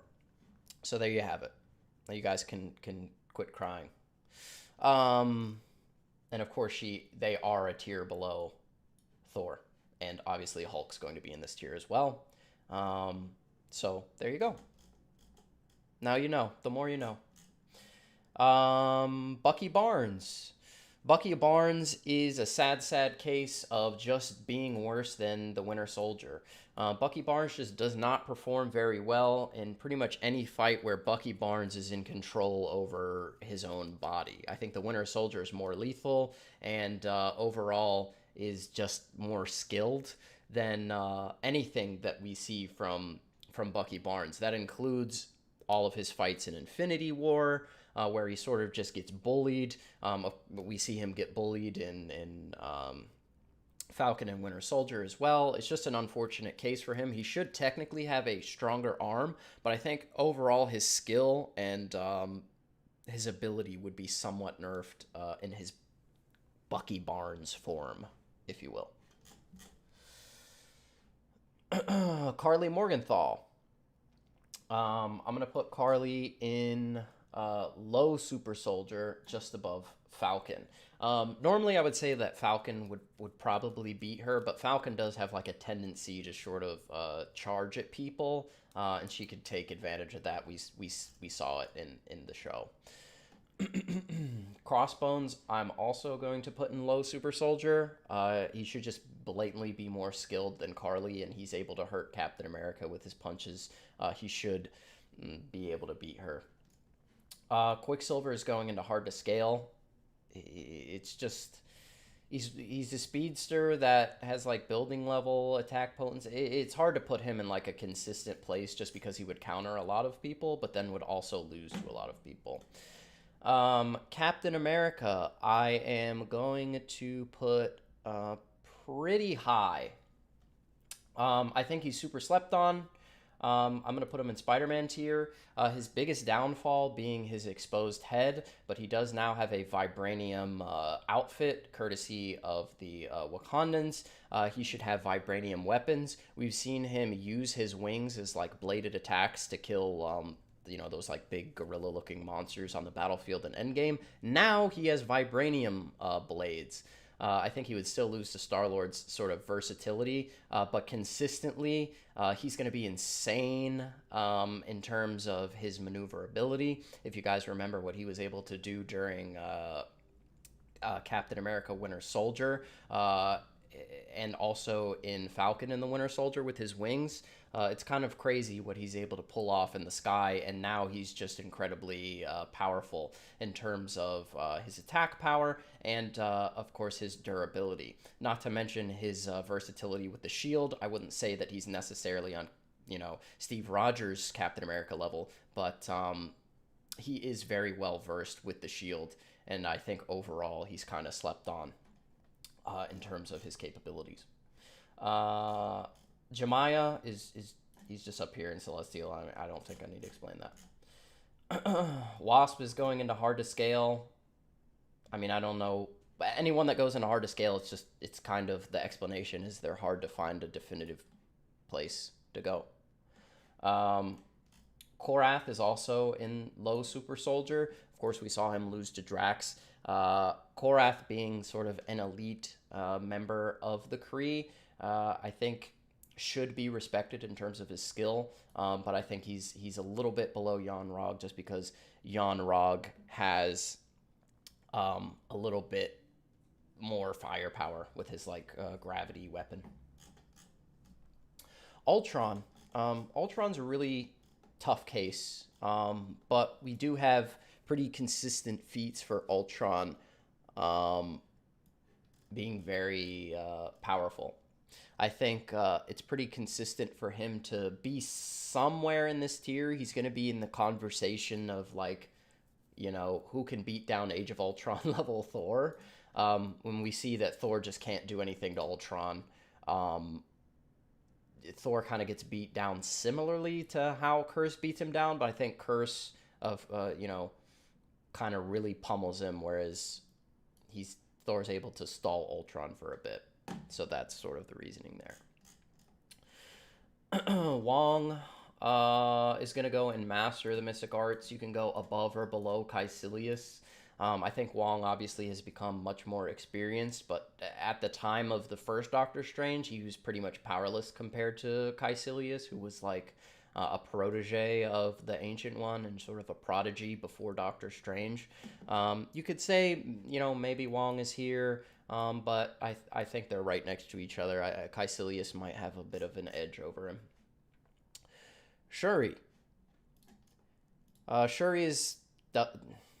she doesn't really have much going for her. I think the scaling will be a lot more apparent once I get a little bit more characters in this range of power, but I'm comfortable with her around here for now. She could be lower. She could be down here. It's kind of hard to say for her, but yeah, I think somewhere around here is pretty safe. She could go in hard to scale. Let's talk about Laufey for a bit. I think all three of us probably have a lot to say about Laufey. I think Laufey might be the single most underrated character in the entire MCU.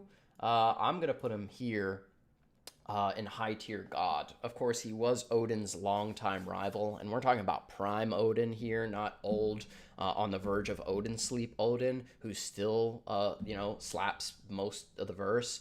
We're talking about prime peak Odin. Of course, Laufey was the one who took Odin's eye. Laufey is able to swat away Frigga, casually, just tosses her away like she's an inconvenience, where Frigga is able to carve up somebody like Malekith. She just blatantly outskills him. And that was a weakened Laufey as well. People need to understand that the Frost Giants were weakened all during Thor 1. They did not have the Casket of Ancient Winners, the source of their power, their ultimate power. With the Casket of Ancient Winners, he can, lay waste to an entire planet, turn it into essentially an ice ball. So yeah, I think Laufey's super slept on. When he's killed, his back is turned. Loki's channeling the Odin Force through Gungnir, which is like a Stormbreaker level weapon. And he's not expecting to be attacked, and then he's sort of just atomized by it. I think Prime Laufey should be somewhat relative to the highest tier characters in the realm of Asgard, that being like the leaders of the various realms, where you have Hela and Helheim or Niflheim, where Hel is located. You have Surtur, the king of Muspelheim, and of course you have Laufey, who is just stated to be Odin's rival, the king of Jotunheim. I think Laufey should be this high. Do you guys have anything to add as far as Laufey goes? He took Odin's eye. Yep. Watch Thor 1 again. He shot an ice ball and gave Odin that eye patch. So if anything should go to say for how strong he is. Of course, Odin was, his back was also turned, and if Odin had the full wherewithal to just annihilate Laufey, he most certainly could. Obviously, Loki channeling the Odin Force kind of one-shots him, but definitely Laufey is super impressive just based on his ability to take Odin's eye for sure. Yeah. And also, we see in the first Thor that he's able to just freeze Asgardians and then shatter the ice, which just obliterates them and one-shots them. So I think he's super underrated, super downplayed, and should be respected, which is why I have him so high. Can I say something real quick? Yeah, go ahead. Yeah, the constructs that the Frost Giants make. Let me read the statement verbatim. Frost Giant and the Frost Giants were fierce warriors with the ability to create weapons made out of ice that were as sharp as the finest Asgardian blades. And that's from the Thor 1 novel. And obviously Gungnir is like a spear is a blade. Right. Which makes sense as to why Laufey of course can damage Odin. I feel like it needed to be said a bit. Yeah. I mean, Stormbreaker as well is a bladed Uru weapon. Thanos' helicopter blade is a bladed Uru weapon. We see what that does to vibranium. So, Laufey's sword should be able to, cut through Black Panther's armor. Yeah. He's crazy. And then, not to mention that, weakened Frost Giants, if they touch an Asgardian, starts to turn them to ice. Which is pretty insane. And that's, again, weakened Asgardian. Weakened Frost Giant. Mantis, I'm going to put in hard to scale. She'll get more feats, I think, in Guardians 3. Like I said earlier, she has the best mind hacks in the verse. She's able to mind hacks a Celestial, something Druid says he cannot do. Druid can mind hacks the entire planet, Earth, if he wanted to. Scarlet Witch can't even do that. So, best mind hacks in the verse. Also able to mind hacks Thanos. Pretty impressive, but hard to scale. My boy Claw's going in hard to scale as well. White Vision, just relative to Vision. And we've already talked about the interplay between Thor and Vision. I think this is a really close fight. You can argue Thor above, Thor below. Really, like I said, if they're in the same tier, it's a contentious fight. Surtur, really not much to say here. I mean, capped by Odin. Odin, of course, beat him. Hela can't touch him. You could honestly you could do this. Or make an entire tier just for Surtur and kind of sandwich him in between these two. But just for the sake of readability, we'll put him at the top of high tier God. But Hela should be able to do nothing. Laufey should be able to do nothing. And then he would just be capped by Odin. Yelena is literally just equal to her sister. We see them fight on screen and it's a draw. So there you have that. Vulture, I'm going to put him one spot below Falcon. I think Falcon has the ability to outclass him in the air. But, he has Chitauri weapons and can fight Spider-Man, damage Spider-Man, and that's pretty impressive. Killmonger, I think he's here. You can argue either way. Black Panther ends up getting the better of him due to the sonic abilities, but Killmonger is up there as well. So however you want to place this it's up to you. Whiplash, Mr. I Want My Bird. Super Soldier tier. Let's just place him here. He's kind of tough. We see what he's able to do against like a low tier Iron Man armor. Of course, he has an arc reactor. Probably gets outskilled by a lot of other characters, but he's got a nice range advantage. So yeah, I mean, you could say maybe he loses to people with like he would lose to Falcon or something like that. But again, I think Falcon has a tendency to get close, and Whiplash could probably ground him if he needed to. Falcon was grounded by Winter Soldier. We saw that during that movie. So I think this is a pretty safe place for Whiplash. Celestial Peter Quill, we know would just be equal to his father. I'm going to go ahead and put him like here. It's tough to place this character just because you have to go off the assumption that Ego is alive in any sort of versus battle, and Peter literally cannot die as long as Ego's alive. He could just regenerate infinitely. So Ronan would one-shot Peter, but Peter would just come back and eventually win the war of attrition. Characters like the Ancient One or Doctor Strange could remove him from battle if they needed to. Infinity War Iron Man, I'm going to put here. You could argue like Ant-Man wins, but, you know, we saw them fight kind of in Civil War with like a lesser Iron Man suit, but Giant Man is a different story. Giant Man could one-shot Cull Obsidian, who Iron Man was sort of like struggling with, but again, Iron Man got caught off guard and yada yada yada. I think like a full power endgame Iron Man should be somewhere around here. Again, I think he's just always going to be sub Vision. Vision's Iron Man, but more durable and has, you know, just better abilities. Captain America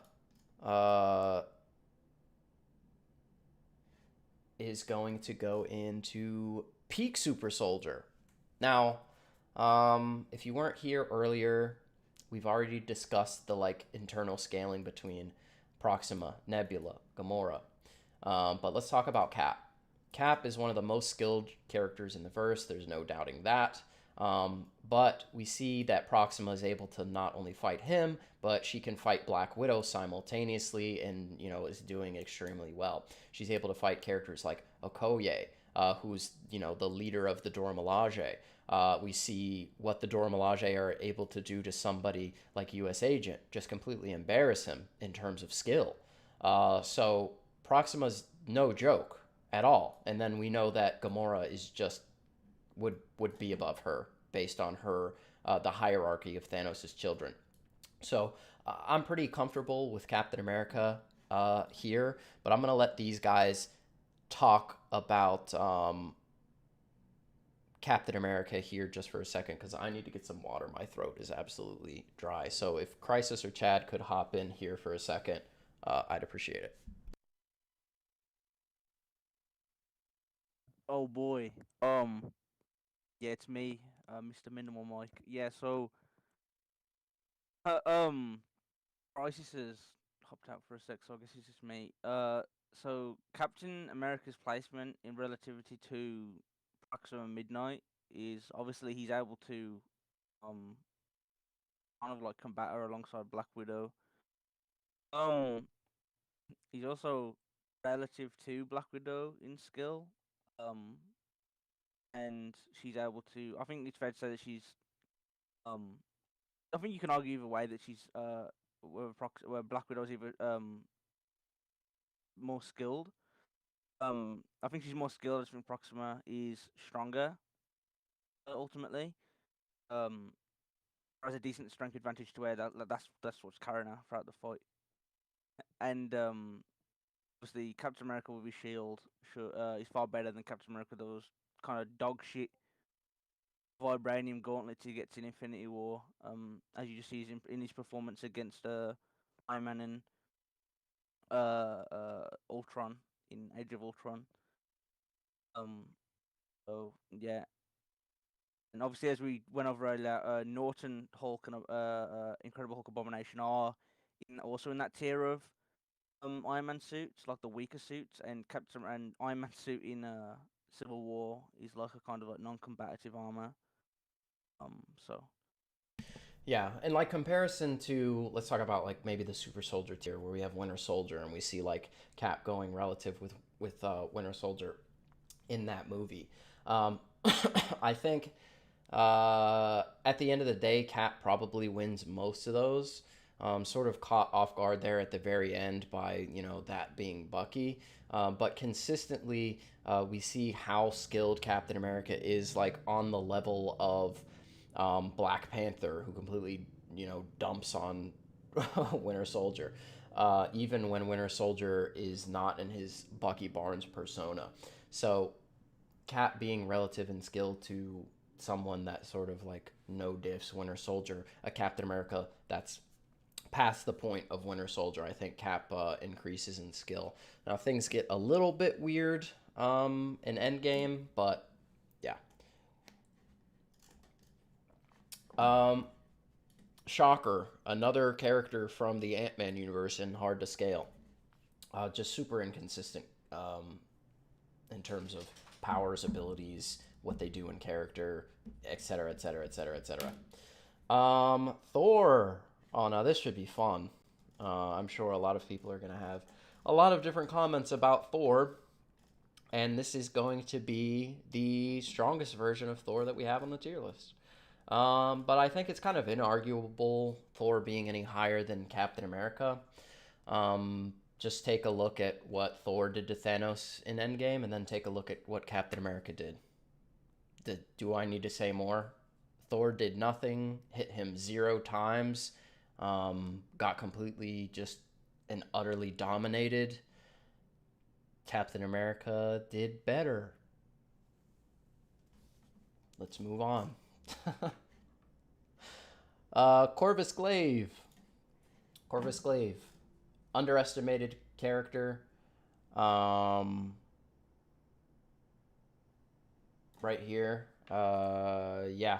I mean, he beat Captain America in Infinity War, but like Chad already mentioned, he didn't have a shield at the time, so I'm giving shielded Cap the benefit of the doubt that he would take Corvus. And I mean, you could argue that Captain America is above these three, but like I said multiple times in this video, if they're near each other in the same tier, it's a contentious topic. And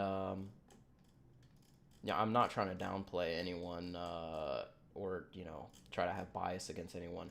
I've compiled as much information as humanly possible, I think, and am doing my best to interpret that information and place the characters where they should be. But again, if you want to make arguments for characters moving up or down, that's completely your prerogative, and you could do that. Athena. Athena, I'm going to put in God tier. I think it's pretty blatant that she would lose to Makari, Gilgamesh, Icarus. I think she would beat Thor based on the statements that we have about her skill. Her skill is directly compared to Captain America. We've already talked about how skilled that character is, how he's able to contend with Thanos, who again is also one of the most skilled characters in the verse, and other people like Proxima Midnight. Just consistently, Captain America is at the highest level of skill in the Marvel Cinematic Universe. Athena is also on this level of skill. Thor, I think, while being incredibly skilled, and if you watch my Thor video, I go over for a few minutes about how Thor is underrated in skill, but unfortunately, he doesn't really meet the same level as, Captain America, Thanos, Hela even. Is a little bit more skilled than he is. Definitely not people like Black Widow and others. That would just lose because of the power gap. But yeah, so Athena's skills should be able to take Thor. And again, Athena's able to tank attacks from Icarus, who is relative to Captain Marvel. And I've already explained that Captain Marvel is the strongest Avenger physically. So Athena should be able to take a couple hits from Thor as long as she's not hit in the head by Stormbreaker, but I think the skill gap, which we just covered, is going to prevent her from ever getting tagged. I mean, yeah, Thor doesn't hit Thanos once. Athena is relative to Cap and skill. I don't think Thor is ever touching Athena. Again, you can cry about that. But we're gonna get into some Spider-Man stuff here. Now, the Spider-Man scaling, I think, is really contentious. Still, even us three here in this call disagree on some of the Spider-Man scaling. But Crisis has to hop off the call here, so I'm going to go ahead and start putting these characters up here on the tier list, and then I'm gonna let Crisis talk about it as I start placing them.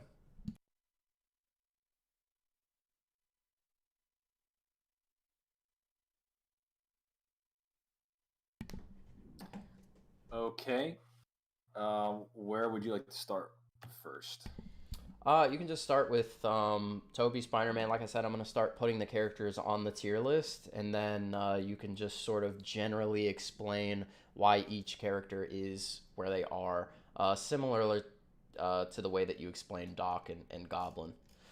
Right. So, Tobey should be above Ock for pretty obvious reasons. He beat Ock in Spider-Man 2. There's statements that by the end of Spider-Man 2, Ock's arms aren't a match for Tobey. So he should just be outright better than Ock. Mysterio, even just based on feats, what like multiple drones acting in synchronicity aren't really that big of a threat to Spider-Man based on calcs. Really nothing that Mysterio can do, even his illusions. Tom, with his spider sense, was able to find his way out of a Mysterio illusion.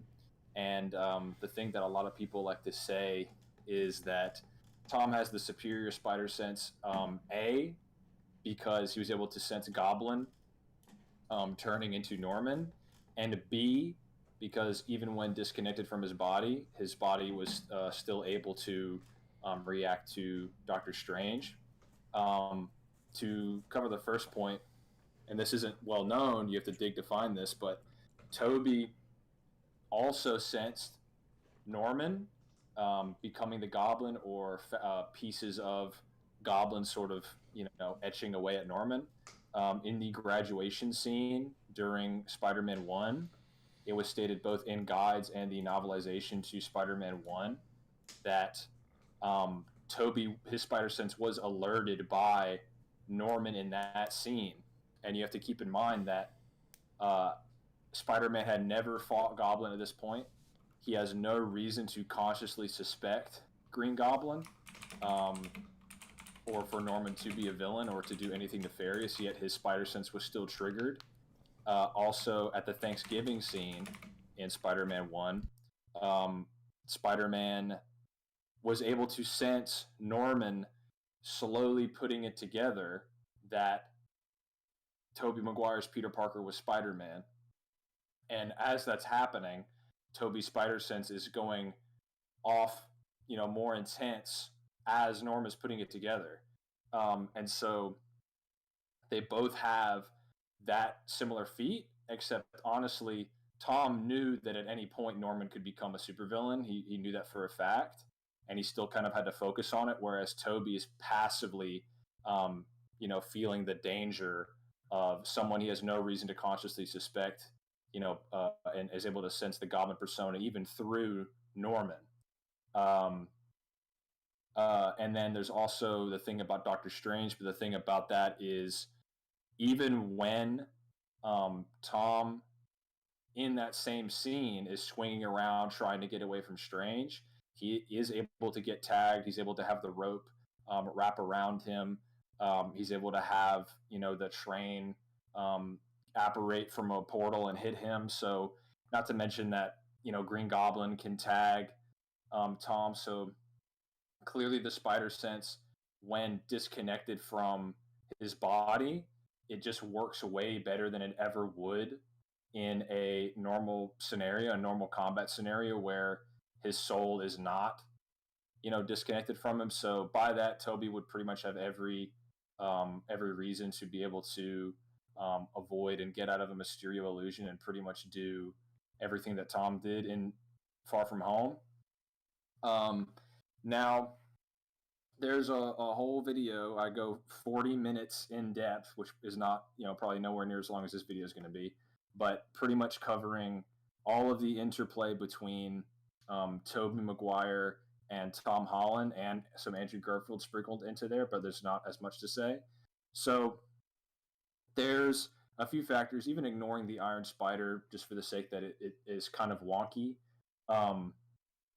We have the fact that Goblin is able to pretty much dominate Tom in the fight in the condo, and whether you say he's holding back or the script for No Way Home actually asserts that Tom is not holding back, he's going all out in the condo.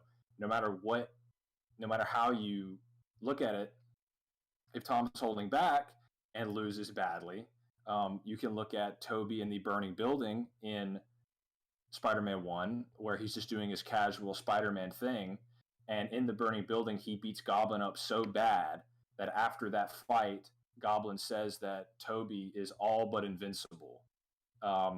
All but meaning practically or borderline, or, for all intents and purposes, he's just, Goblin can't hurt Tobey after losing to, a casual Tobey.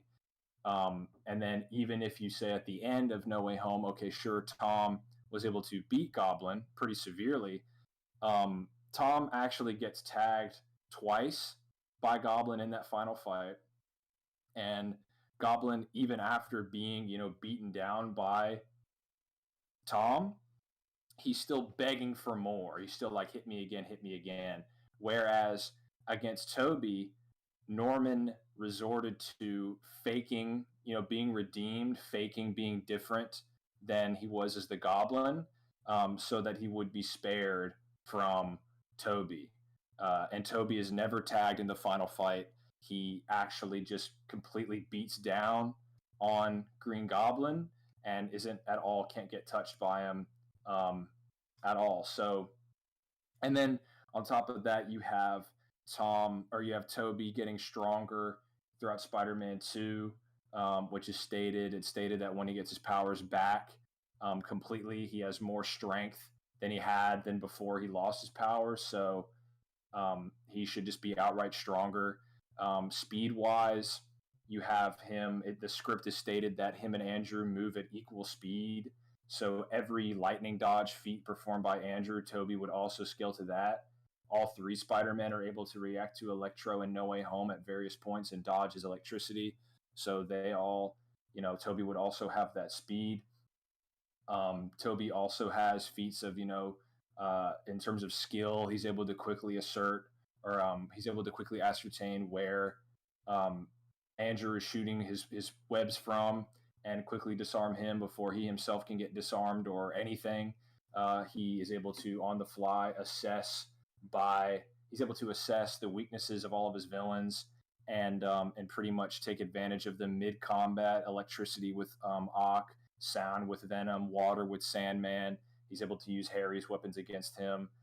So pretty consistently a very smart fighter, probably more so than the other two Spider-Men. And so you have Goblin, who, beats up Tom in the condo and would pretty much upscale from all of Tom's feats at that point.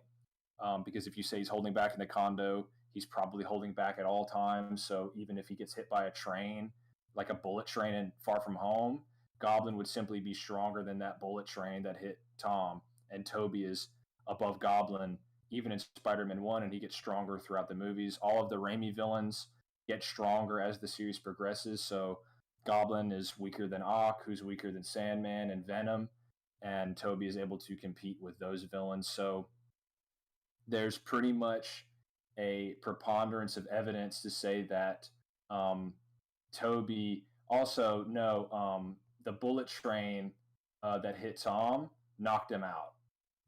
But again, that doesn't really matter because Goblin beat up Tom and Tobey beats up the Goblin and beats up Goblin harder while injured than Tom does while injured, like I explained earlier. So the bullet train isn't really at all relevant. It's also two different types of feats. Tom gets hit by a bullet train, whereas Toby has to stop it while being pulled at either side. So it would be lifting / stamina versus blunt durability, which in either case Tom is knocked out by it. But yeah, that's a pretty good gestalt of Toby, and sort of why he is where he is. And then from there, that's pretty much why Toby is where he is. And again, there's a 40-minute video on my channel. If you look up Crisis Spider-Man on YouTube, you'll find it, and it goes very much in depth on that topic. But from there, I think I will pass the mic over to Garrick. Yeah, so that's sort of the interplay with all the Spider-Men as it stands now. Things could change later down the line, but I think that's pretty consistent. Spider-Man's going to be capped by Black Panther. Unfortunately, Vibranium is just far too durable for the Spider-Men to do anything to it. And then Black Panther's claws, of course, have the attack potency to kill any of the Spider-Men pretty easily. We see that Black Panther's able to scratch Captain America's shield, and we have statements that it was actually scored, and it wasn't just the paint that was chipped off. So he has the AP to easily beat these guys, and then of course his durability would be far and away above anything that they would be able to deal with. As far as people curious as to why Captain America is above U.S. Agent, I thought I explained this pretty thoroughly earlier, but the skill gap is massive. It's insane, the difference between the two in skill. So there you have that. All right, so let's move on. We're getting there. Let's try and make this stream less than 3 hours, if at all possible. Red Guardian, he sucks. He's able to like toss like a tractor around and like break some dude's arm in like an arm wrestle, but he gets absolutely bullied by Taskmaster, who loses to Black Widow. The characters are like fighting each other at in relativity, and Red Guardian's just not that great. Sure, he has a super soldier serum, but we'll chalk it up to maybe he's out of experience, maybe he's a little rusty, whatever you want to call it, but the dude is not that impressive. Hawkeye got a lot of shine in his most recent series. I think he's honestly, you could say maybe he's higher with like the Pym arrows or whatever other arrows he may have. I think Kate Bishop will eventually be at this level, but as it stands right now, I don't think she's quite on the level of Hawkeye, although she will, I think, like I said, get there. Hawkeye, again, like Shuri, there's a lot of different places you could place him. I think this is a fair assessment of where he may end up.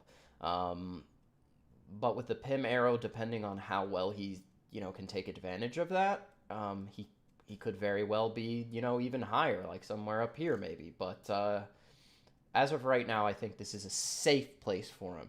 And again, this tier list isn't by any means definitive. Just to the best of our ability, we're trying to make the most sense of where the characters go.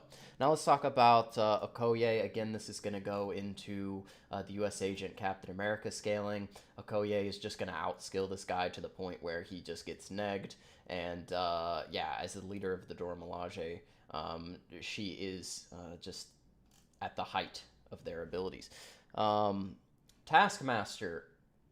I think Taskmaster is pretty good. Honestly, a little disappointed by her. I think the character could have ended up being like a Captain America level type threat, but unfortunately wasn't quite at that level in terms of skill, despite being able to analyze and mimic other people's abilities. It's sort of impressive, but when you come up against the most skilled person in the verse, it's hard for you to overcome that. Ronan. Ronan is going into low tier god, believe it or not. But the character is super impressive from what we see. He's able to just absolutely casually bully someone like Drax, who is like a building level character. He's consistently just stated to be above other Kree, just on an elite level. His attack potency should be far and away above the super soldiers. So this is where we're going to place him right now. Again, I think a lot of people are getting hung up on Hulk and Abomination here, but we're going off of feats and what the characters show that they're capable of. And the Hulk and Abomination, in, comparing them to where this Abomination is and where Hulk is going to end up, we see Fenris here.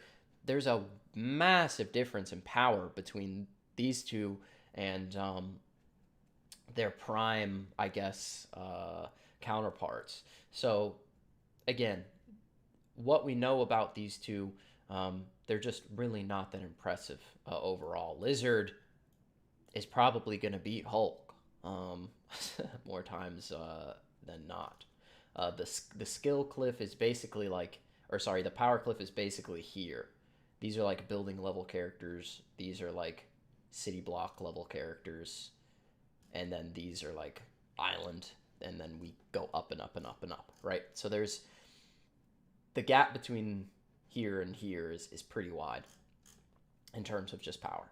All right, Phastos, Technopath. Yeah, I mean, it's interesting to make arguments for Phastos because you can go a lot of different ways with him. Of course, he was able to create devices that could power null, power drain Icarus, which is very impressive.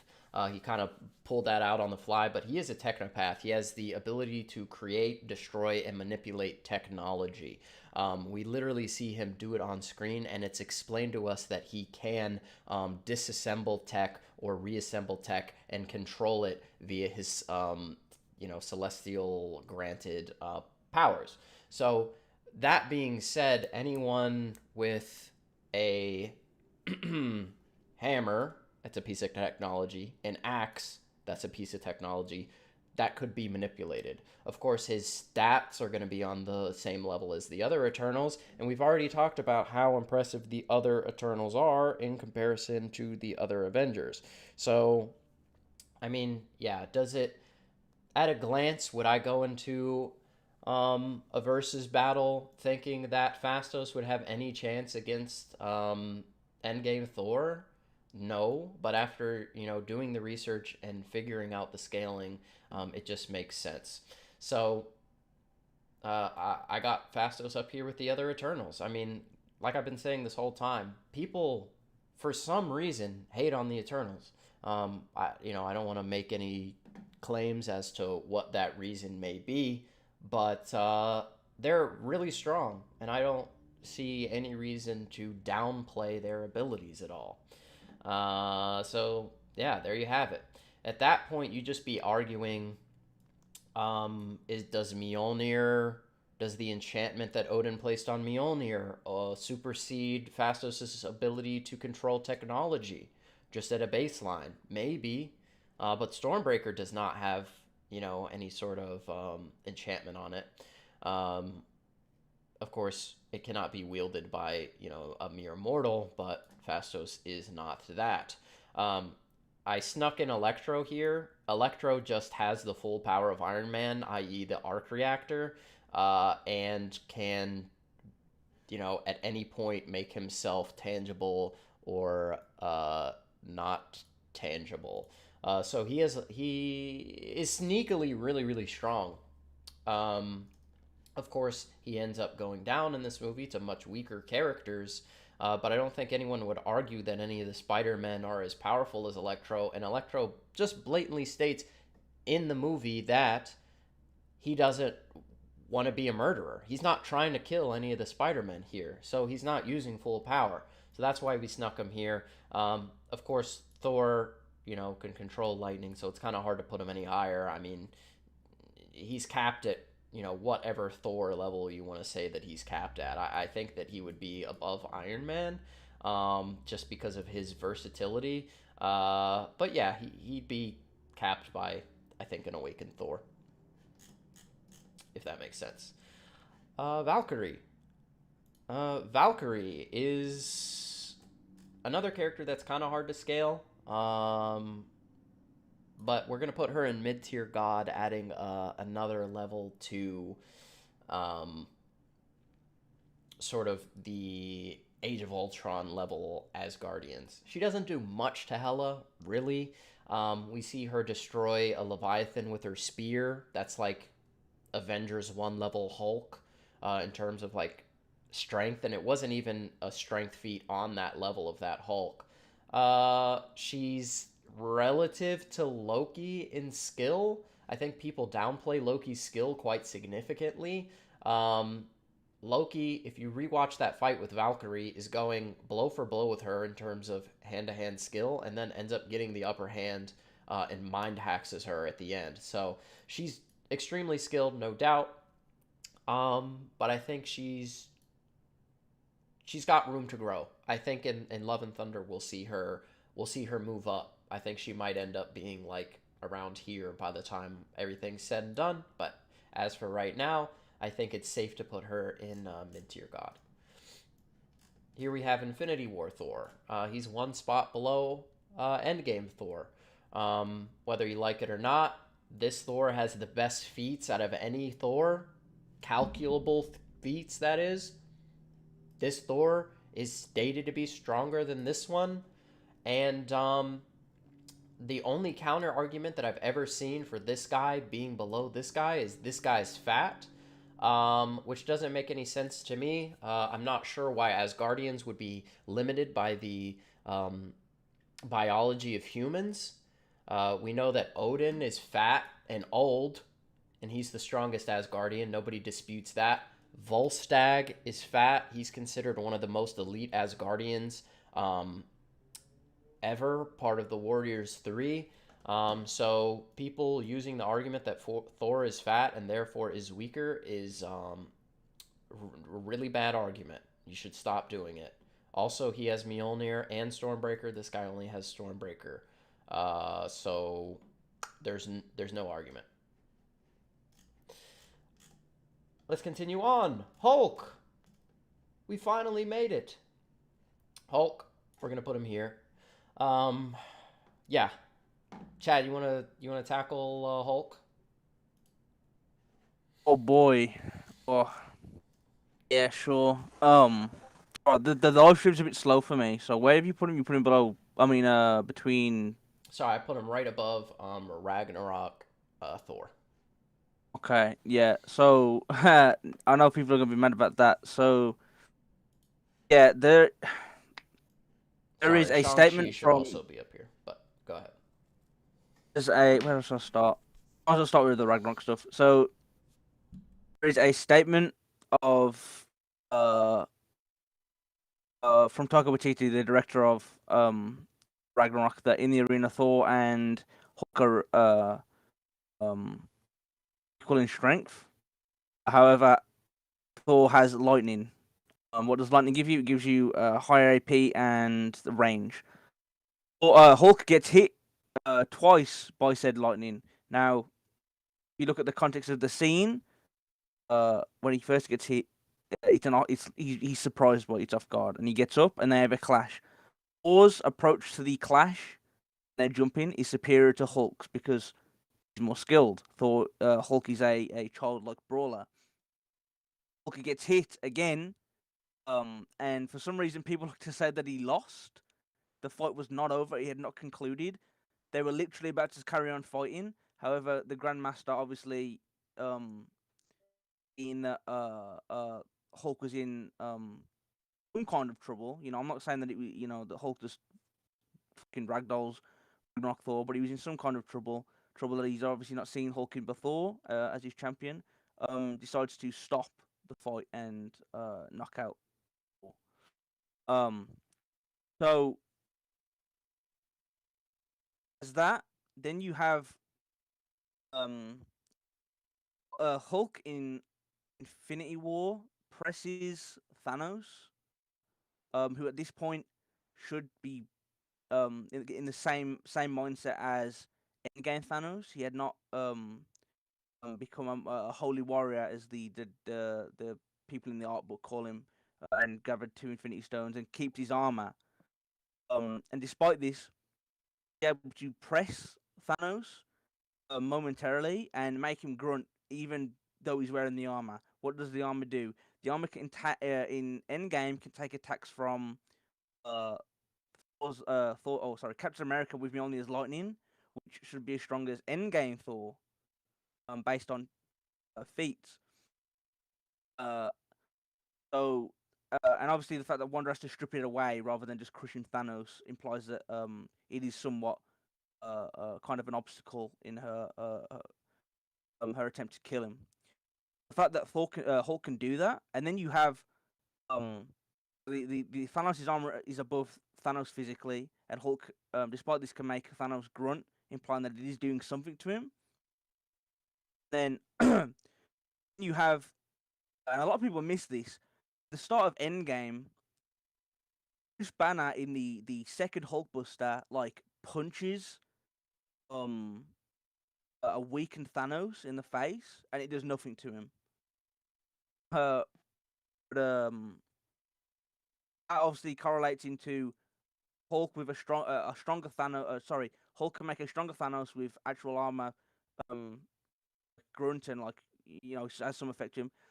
Then the Hulkbuster 2.0 is stated to be physically stronger, than the Mark 50, which is what's it called? Just more versatile. The Mark 50 is just more versatile.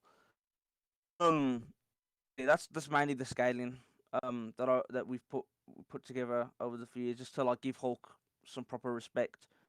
Then you obviously have the fact that like he does get exponentially stronger in battle when he gets hurt. You see this in both the Abomination fight and you see this in the Abomination fight, the Fenris fight, and the Hulkbuster fight in Age of Ultron.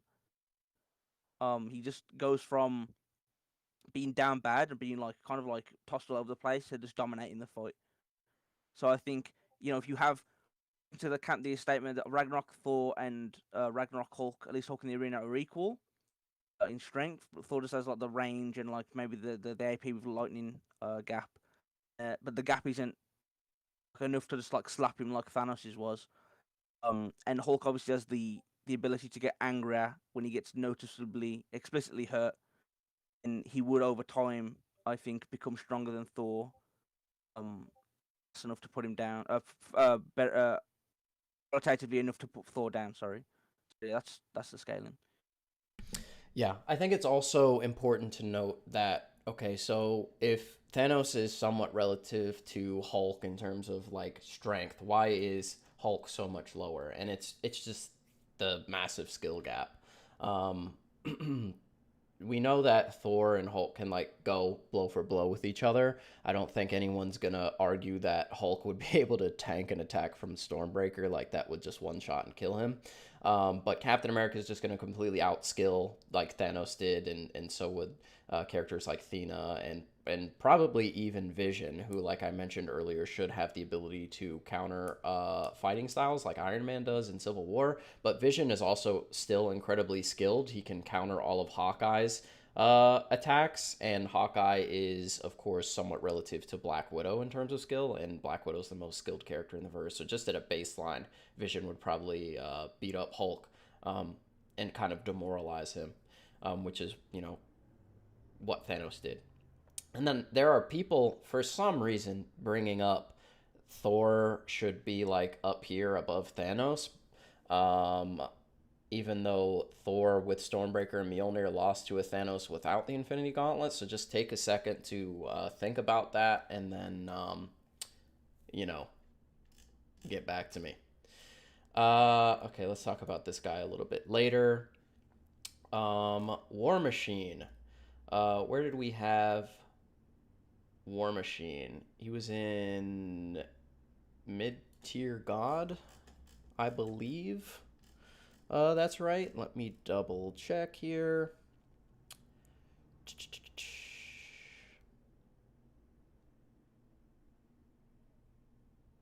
Yeah, we have him in Mid-Tier God.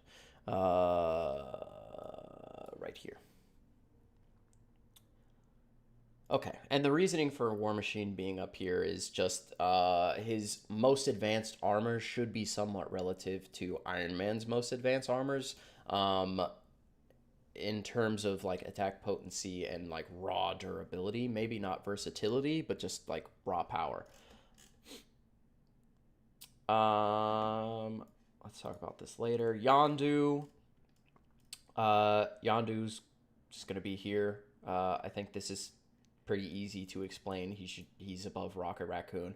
Rocket Raccoon we haven't talked about much, but a pretty slept on character, has insane tactical abilities and then also a crazy arsenal. Like I mentioned earlier, his taser gun can one-shot people like Gamora with building level durability. He can fly, of course. He's able to craft weapons on the fly that can cause significant damage. So yeah, I think Rocket Raccoon's overall tactical prowess and versatility would keep him up here, and then just his raw attack potency with his weapons would just be able to pretty much one-shot anyone down here.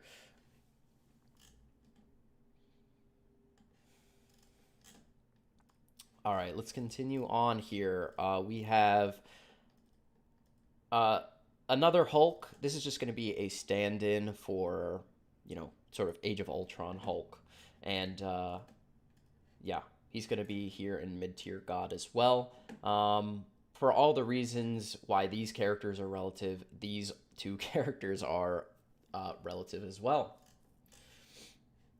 Surtur. Now, this is Surtur without his Eternal Flame. So this would be a extremely nerfed version of Surtur. Of course, he loses to Thor at the beginning of Ragnarok, pre-awakened Thor, which is what we're represented here with. War Machine probably just gets burned alive in his armor. So Surtur gonna be below these two, but still extremely impressive without his Eternal Flame. Obviously, with it, he's much more powerful.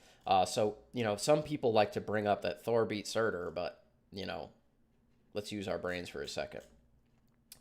Heimdall, hard to scale, and really, it's gonna be hard to scale for like the Warriors 3 as well. There was some cross scaling that could possibly work with the Warriors 3, but the scaling chain kind of gets broken by Agents of S.H.I.E.L.D., and Sif is like a prominent character in Agents of S.H.I.E.L.D., at least in terms of characters that cameo. So we're still trying to figure out exactly where these Asgardians scale. But I would assume that they're probably around mid-tier God. I would say, below Valkyrie, other than Sif, who I am going to place on the tier list. There is just a blatant statement that Sif is second only to Thor. So, it is what it is. Of course, I don't think that statement includes Valkyrie. Valkyrie wasn't an Asgardian at the time, but I'm confident with these two being relative to one another based on that. Other than that, the Warriors 3 would not be in consideration for that. Obviously, Sif has the statement, not them, and they don't really scale at all. Heimdall as well, and then the Destroyer would be like here or here, somewhere like that. I think is pretty safe. Hard to scale. Malekith with the Reality Stone sucks. Like, he just shoots like beams at people and never really does anything. Thor lost to him, but they're like relative to each other in strength. They were going back and forth. Thor could launch this guy with Mjolnir. Malekith could tank attacks from Thor at various points. So they're going back and forth. Thor did need outside help to beat Malekith, so we'll put Malekith one tier above, but he's really not all that impressive, even with the Reality Stone. He just doesn't know how to use it properly. Let's start filling up Dragon Warrior tier. Now, I would like to mention that some of these characters below would probably beat some of the characters in Dragon Warrior, especially like Xiao Ling. But like consistently, she would beat most of these people. I've mentioned multiple times that there are people lower that'll beat people higher, but we're talking about consistency here. And I think Xiao Ling is pretty consistently high tier character. Sandman, yeah, I mean, what can you say? Sandman is obviously one of the most powerful characters of Spider-Man's villains. There's not much that any of the Spider-Men can do to him. Unfortunately, he's kind of capped by these three, or these four, I guess, who could just consistently turn him to glass and beat him. But he would beat, of course, the Spider-Man. Oh man, we're gonna get into Defenders stuff soon. This Black Widow she's just kind of like a fun placement, honestly. So with her Age of Ultron suit, she has her Widow's Bite. That's what these blue lines are. The Widow's Bite electricity courses through the entire suit, and her knees and I believe her legs can emit these when striking an opponent. So her skill gap and the Black Widow's Bite being integrated into the suit would give her the ability to fight super soldiers. Why she ever got rid of this suit, I don't know, but it's pretty broken. So that's kind of just, a fun placement. You don't have to take that too seriously, but you could definitely, definitely argue that she beats a lot of different people. Let's talk about Kingo. I think Kingo is one of the weaker Eternals. Probably somewhere around here. It's hard to say overall. I think Kingo, Ajax, Sprite, Cersei, those characters are really hard to get a proper placement. We know that Kingo can hurt deviants, but he really has to charge up to kill them, and we know he's significantly weaker than Icarus is. He was going to get killed by a deviant if Icarus didn't interfere in the Amazon. He and Sprite. So yeah, maybe somewhere around here. But again, I think he could be a hard to place character down here with all these people. U.S. Agent pre-Super Soldier Serum, I think, is a Shield Agent level guy. Battlestar, just some dude. Let's see here. I'm going to get into like all the Defender scaling, I think, right at the very end. Just because it would be easier to go over all of that simultaneously. Shang-Chi in his base form, I'm comfortable with putting him here. Narratively, should be one of the most skilled fighters in the verse. But based on the statements that we have, Black Widow would just be, inch him out slightly. I think he could end up being above her, though, at some point. Shang-Chi, before he gets the 10 rings, is going to be in Dragon Warrior.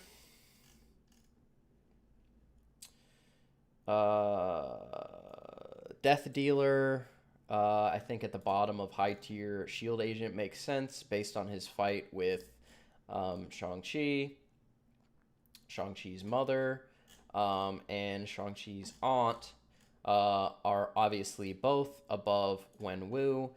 We've already talked about Shang-Chi's relationship to Thor and Hulk, and why he's this high.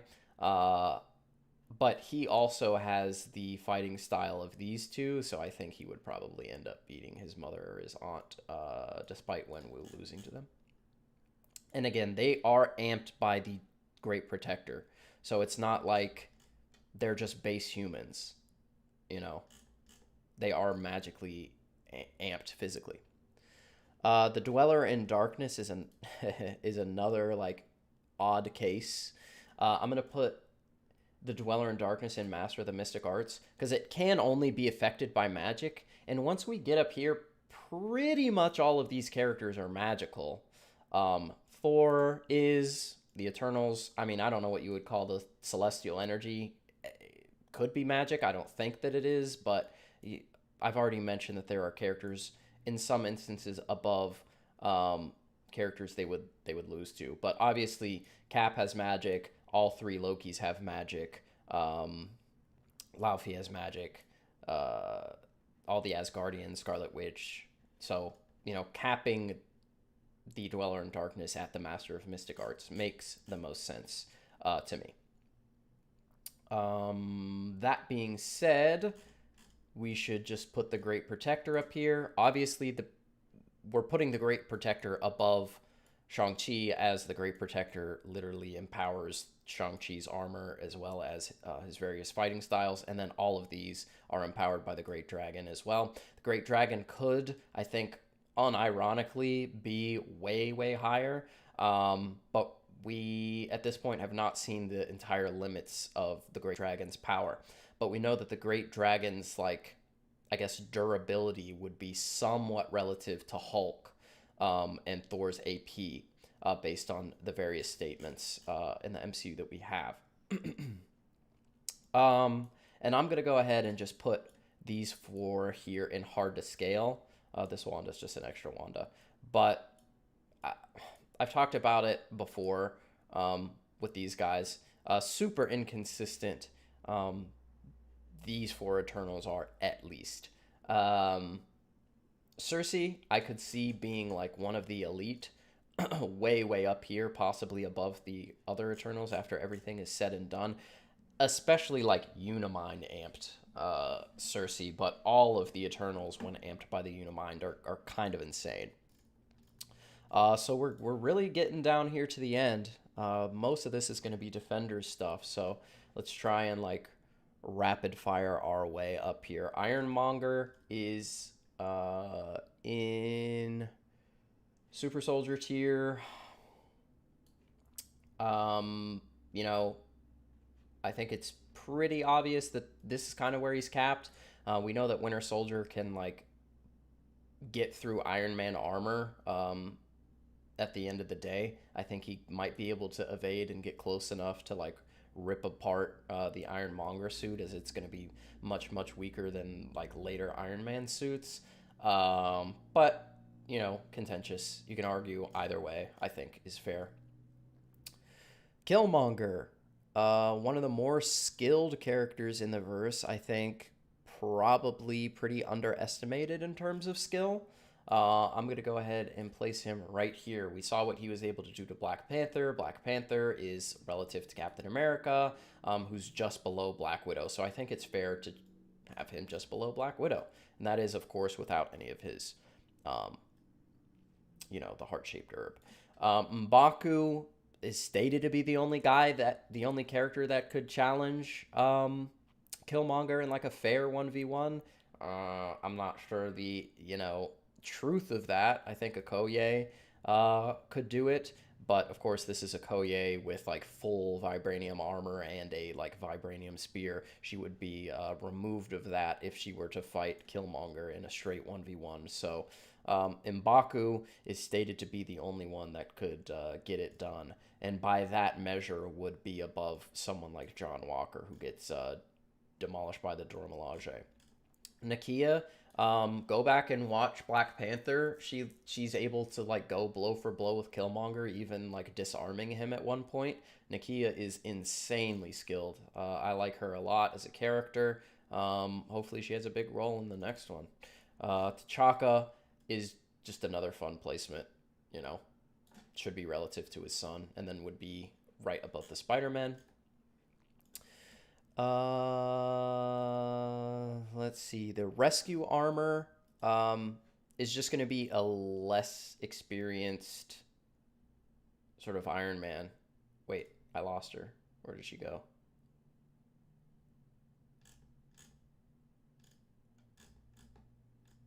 I don't know where rescue went. Let me see if I can look at the stream replay to see where I dropped her. Sorry, guys. I literally cannot see her. Maybe I'm blind. Chad, did you see where I put her? Rescue?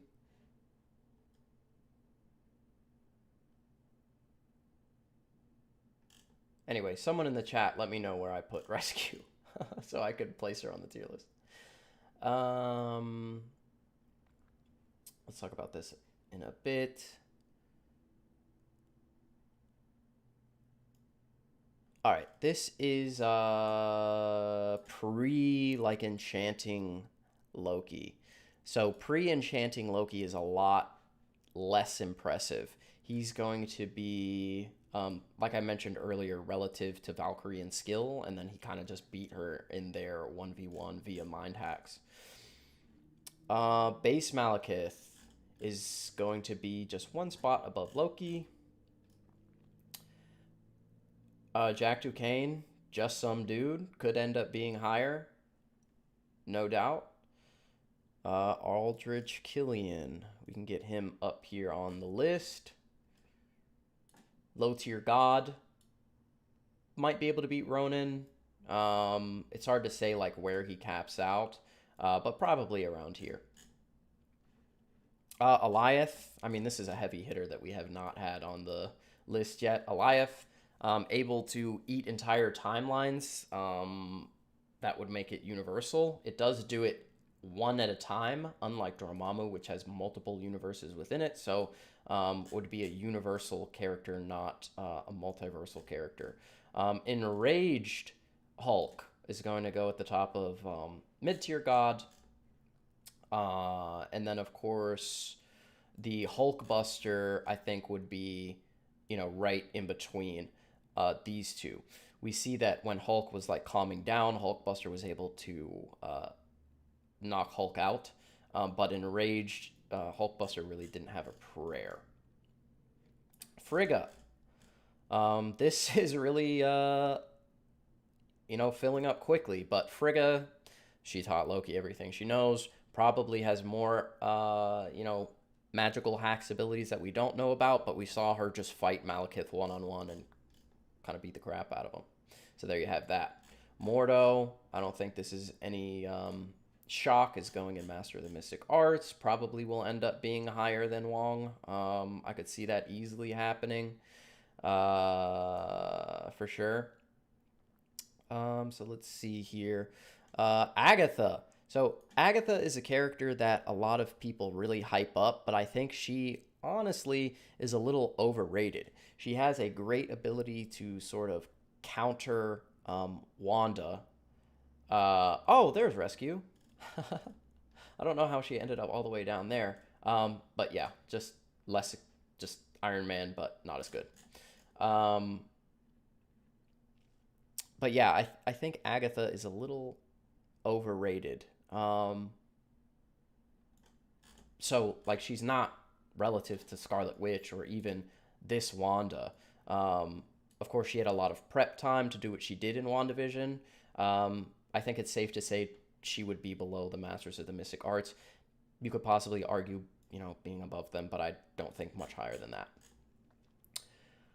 Okay, Hulkbuster version 2. Here we go. Pretty consistent, I think, would be below this version of Iron Man. If Iron Man was piloting this, I think would have done much better against Cull Obsidian than Bruce Banner ended up doing. Razor Fist, high tier shield agent, not much to say about that. Just a very skilled character. Spider-Man in Civil War. So there's a big gap between Spider-Man in Civil War and Spider-Man in No Way Home. Firstly, Spider-Man doesn't know his strength limits until Homecoming, which happens after Civil War, and he doesn't master his spider sense until Far From Home, and we know that he holds back in pretty much every single instance, and he's very, very, very inexperienced. So I think Spider-Man is capped at somebody that would be much more experienced than he was. And then, of course, he lost to Captain America. We saw what he did to Winter Soldier, just casually beat him up. Of course, that was Bucky Barnes, if you will, but I think he would pretty much do the same thing to Winter Soldier. All right. Yeah, we're getting into really just low tier characters here.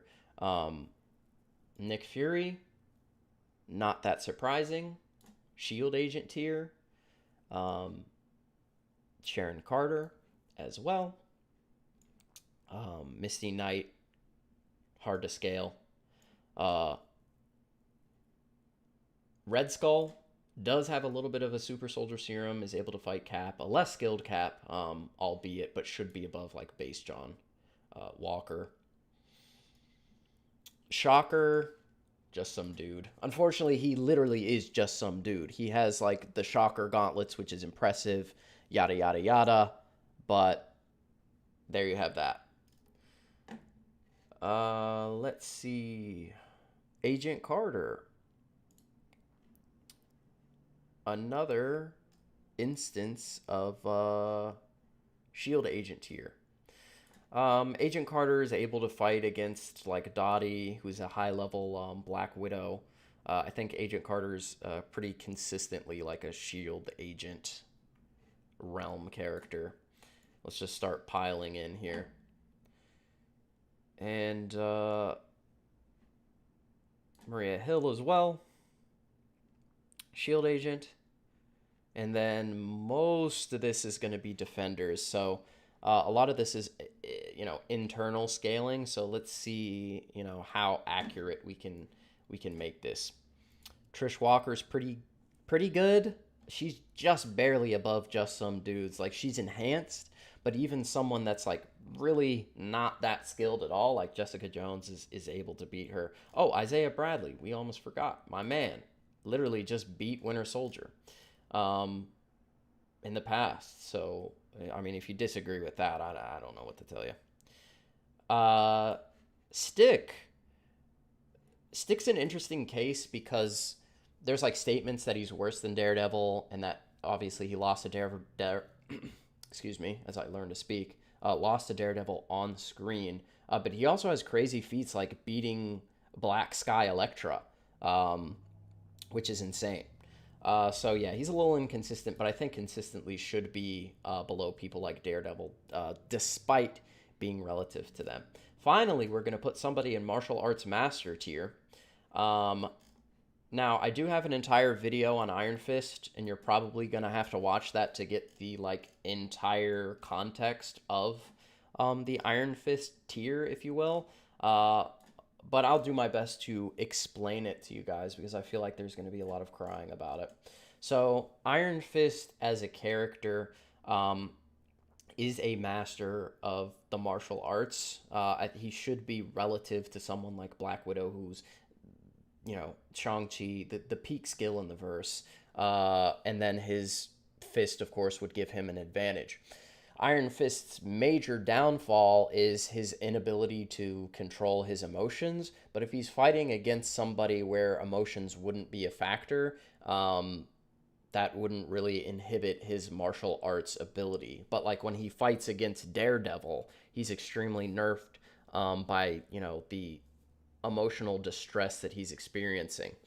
But there are various statements from the Chaste as well as the Hand that Iron Fist is the only thing that threatens the Hand at all. Without Iron Fist, they'd have no opportunity to defeat them. Stick has just blatantly stated this, and most characters hold him in a really high regard. His attack potency would be like small buildings, so he wouldn't make it up here with these building level characters like Captain America, but still is going to be one of the most skilled characters in the verse. That's not even talking about this version of Iron Fist, which is his full acceptance of the burden of being Iron Fist. And we do see this briefly in the first season where he accepts his role as Iron Fist and goes into this flow state where he's able to fight against literally the Hand's best fighter, and is able to beat them without even looking at him, just is instinctually countering him. That's the peak of Iron Fist skill, where he's able to fight one of the most skilled characters in the verse without even thinking about it, without even looking at them, without even acknowledging their existence. That's peak Iron Fist. And then, of course, we have to consider Iron Fist with both Iron Fists lit up, which is at the end of Iron Fist Season 2, and his ability to manipulate his chi into weapons such as his dual pistols, and he can even change the trajectory of his bullets mid-flight using chi. So Iron Fist is pretty much untouchable in his like flow state form, if you will.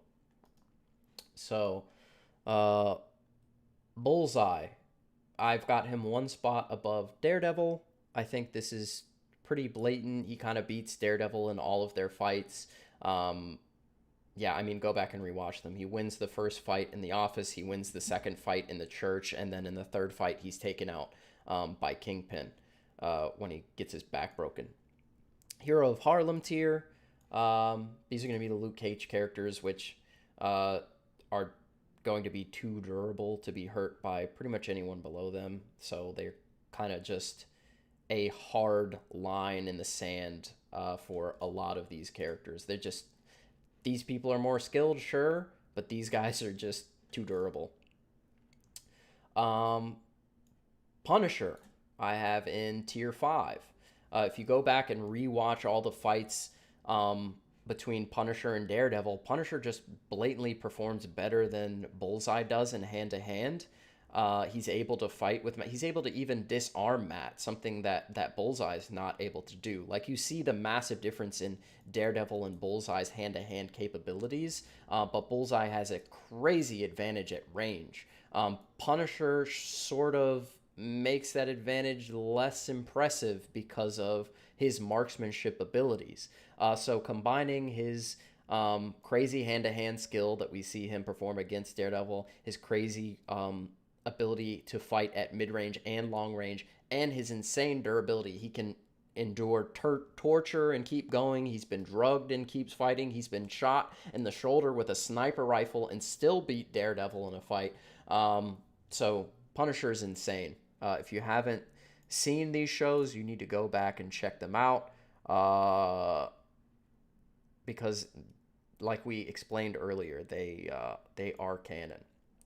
Now, tier 5 is called tier 5 because of these characters, that being the 5 fingers of the hand. The 5 fingers of the hand are all pretty much relative. These two believe that they would beat each other. They should be relative to one another. Madame Gal sort of has the advantage against the other ones because she like has the force. She can like use her chi to like force push things, and she's strong enough to even hurt like Luke Cage, which is crazy. All right, so this is one of the twins that shows up in the Hands Grand duel, and these two work in tandem, so it's kind of hard to say where they would be placed, but I think like down here is fine if you're taking them as individuals and not as a team. If they were working as a team, they would probably be in the Defenders tier. I'm going to put Nobu here as well. I think he's somewhat relative to Daredevil, but not quite on the same level. Jessica Jones, again, is enhanced a little bit more than Red Skull is, but probably loses to anyone with any semblance of skill. Her mother, hard to scale. Elektra. Elektra is here at the bottom of Defenders. This is the Drunken Fist Master that works for the Hand. He's like the literal guard of the Hand's production facility. So he's like at the last line of defense. I think he should be considered pretty high tier as far as that's concerned. And then here, she should be considered the Hand's second best fighter, obviously underneath the 5 fingers themselves. And Scythe is just the most skilled fighter in the Hand.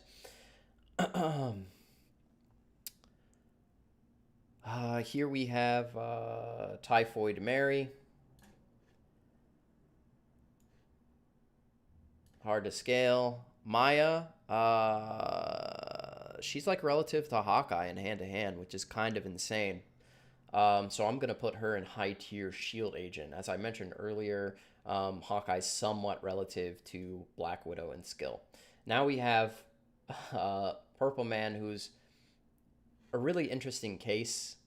If you know how his mind hacks works, he does it by speaking and then like particles in the air infect people, and then they are compelled to follow whatever he says, whatever order he gives.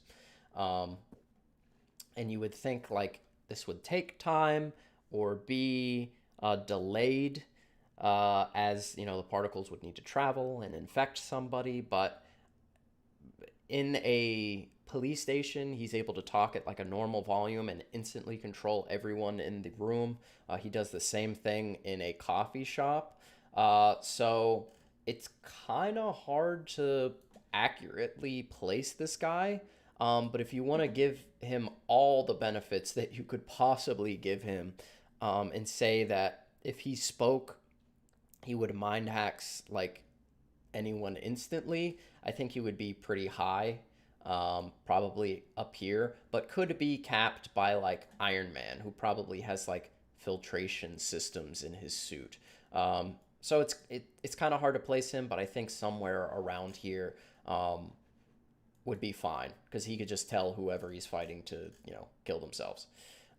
These are just various Iron Man suits that we kind of use to benchmark various tiers, but we have like villains to do that, like Ironmonger, and others. So this is the entire tier list. I don't know how long we've been live, like 3 hours maybe. But yeah, I think at this point, since I kind of like ran through all the defenders scaling pretty quickly, I don't know how contentious this is. I don't know how many people actually scaled the defenders. Probably like 2 people in the world. But yeah, let's do a Q&A in the chat. You guys can leave questions, and then I'll try to get to as many as I possibly can. I'm sure there are a bunch of questions about the top of the tier list, because these are going to be people's most favorite characters, like Thor. I'm sure there are a lot of people crying that Thor's below the Eternals, or Captain America, or why is Loki so high, or whatever. So leave some questions, and I'll answer them. Maybe we'll do like 10 minutes of questions so we can get out of here. But while you guys are leaving questions, I want to thank again Crisis and Chad for showing up. I will be sure to link both of their channels in the description. So if you guys want to check those out, I highly recommend it. Like I said, both of these guys have been instrumental in helping craft the tier list, and this tier list is as much theirs as it is mine. You know, they've been in the trenches with me power scaling since I started, and they've been, like I said, instrumental in creating the power scaling videos that I put up on the channel and that you guys enjoy so much. So thank you to Chad and Crisis for helping out and hopping on this video. The list seems kind of off, not gonna lie. Well, I explained every single placement, so if you have any questions or something that maybe you didn't understand, you should leave it instead of just saying a wholesale the list seems kind of off, because that's not helpful to anyone. Where would Black Suit, Toby, and Topher Venom scale, Crisis? Probably just one spot above. I don't know if Crisis is here. Stepped out, I think. Okay. Well, I'll answer that. Just one spot above. They wouldn't be able to do anything to Black Panther. Who would win Tom Hardy's Bane versus Daredevil? Probably Daredevil. Does Worthy Cap have Thor's durability? Yes. Thor, obviously extremely powerful. Captain America with Mjolnir would have the same exact stats in terms of speed, attack power, and durability. The enchantment on Mjolnir is, you know, whoever holds the hammer has the power of Thor. That's just literally, blatantly the statement, and that is the case. So yes, there's no argument against that. Captain America has the same strength as Thor. He literally has his power. I say something about that as well. Yeah, go ahead. Yeah, in the novel for the first Thor movie, this is from Odin's point of view. Thor needed to be stripped of his godly powers and sent to a realm where he would bleed and hurt like a mortal. So, implies there that his durability just decrease with the loss of his powers. So yes, it would. So it is just pretty obvious. You know, he goes from once he gets his powers, he's able to like eat the fuck out of the destroyer armor. Without it, one backhand from the destroyer armor almost kills him. Yep. So, Can Kilgrave control someone and use their powers for his own? Yes. There's not a lot of mind hacks resistance in the Marvel Cinematic Universe. I mentioned it earlier, but this is a 3-hour stream, so maybe you missed that. Thor has a little bit of mind hacks resistance. Thanos has a lot. The Celestials have an insane amount. But other than that, most anyone in the universe can be mind hacked. So Kilgrave, or the Purple Man, is extremely dangerous in a versus battle. Why is Alioth lower than Dormammu? I explained this earlier, but Dormammu is a multiversal being. He has multiple universes within the Dark Dimension. And Alioth destroys a single universe at a time. A single space-time. who's your favorite character on the list? Harry, do you wanna? My favorite character?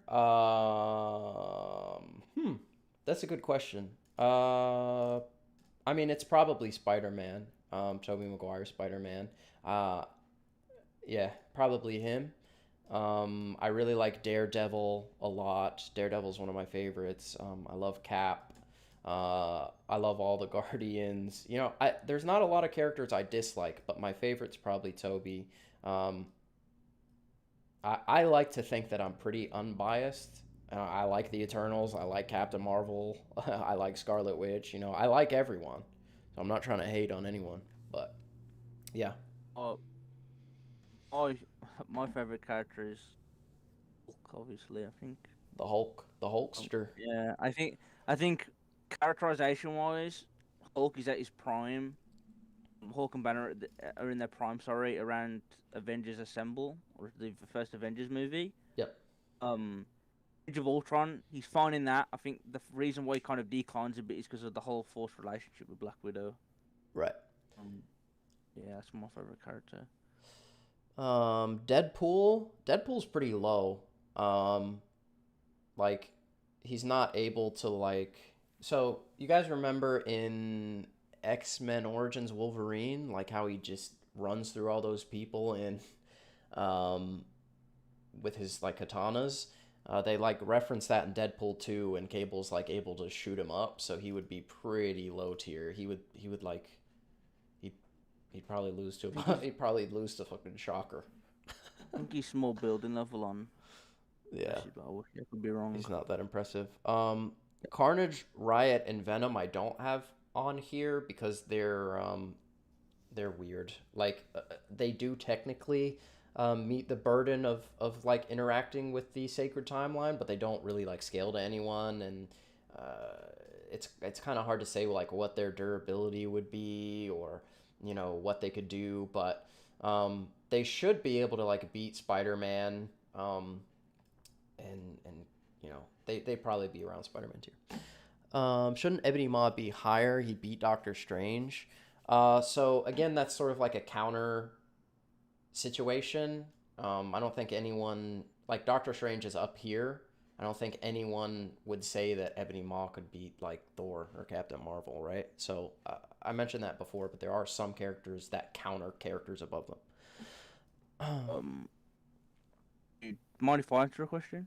Yeah, just read the question out before you answer it. Yeah, all right. So this, oh my god, I love this question. It's a hypothetical.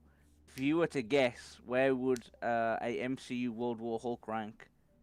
And I think that if they did that, it would be probably end of Phase 4, start of Phase 5, and I can't see them introducing someone like Sentry yet. So I think they would have either Jane Foster Thor or Captain Marvel step in, and I think he would be Elite Avenger.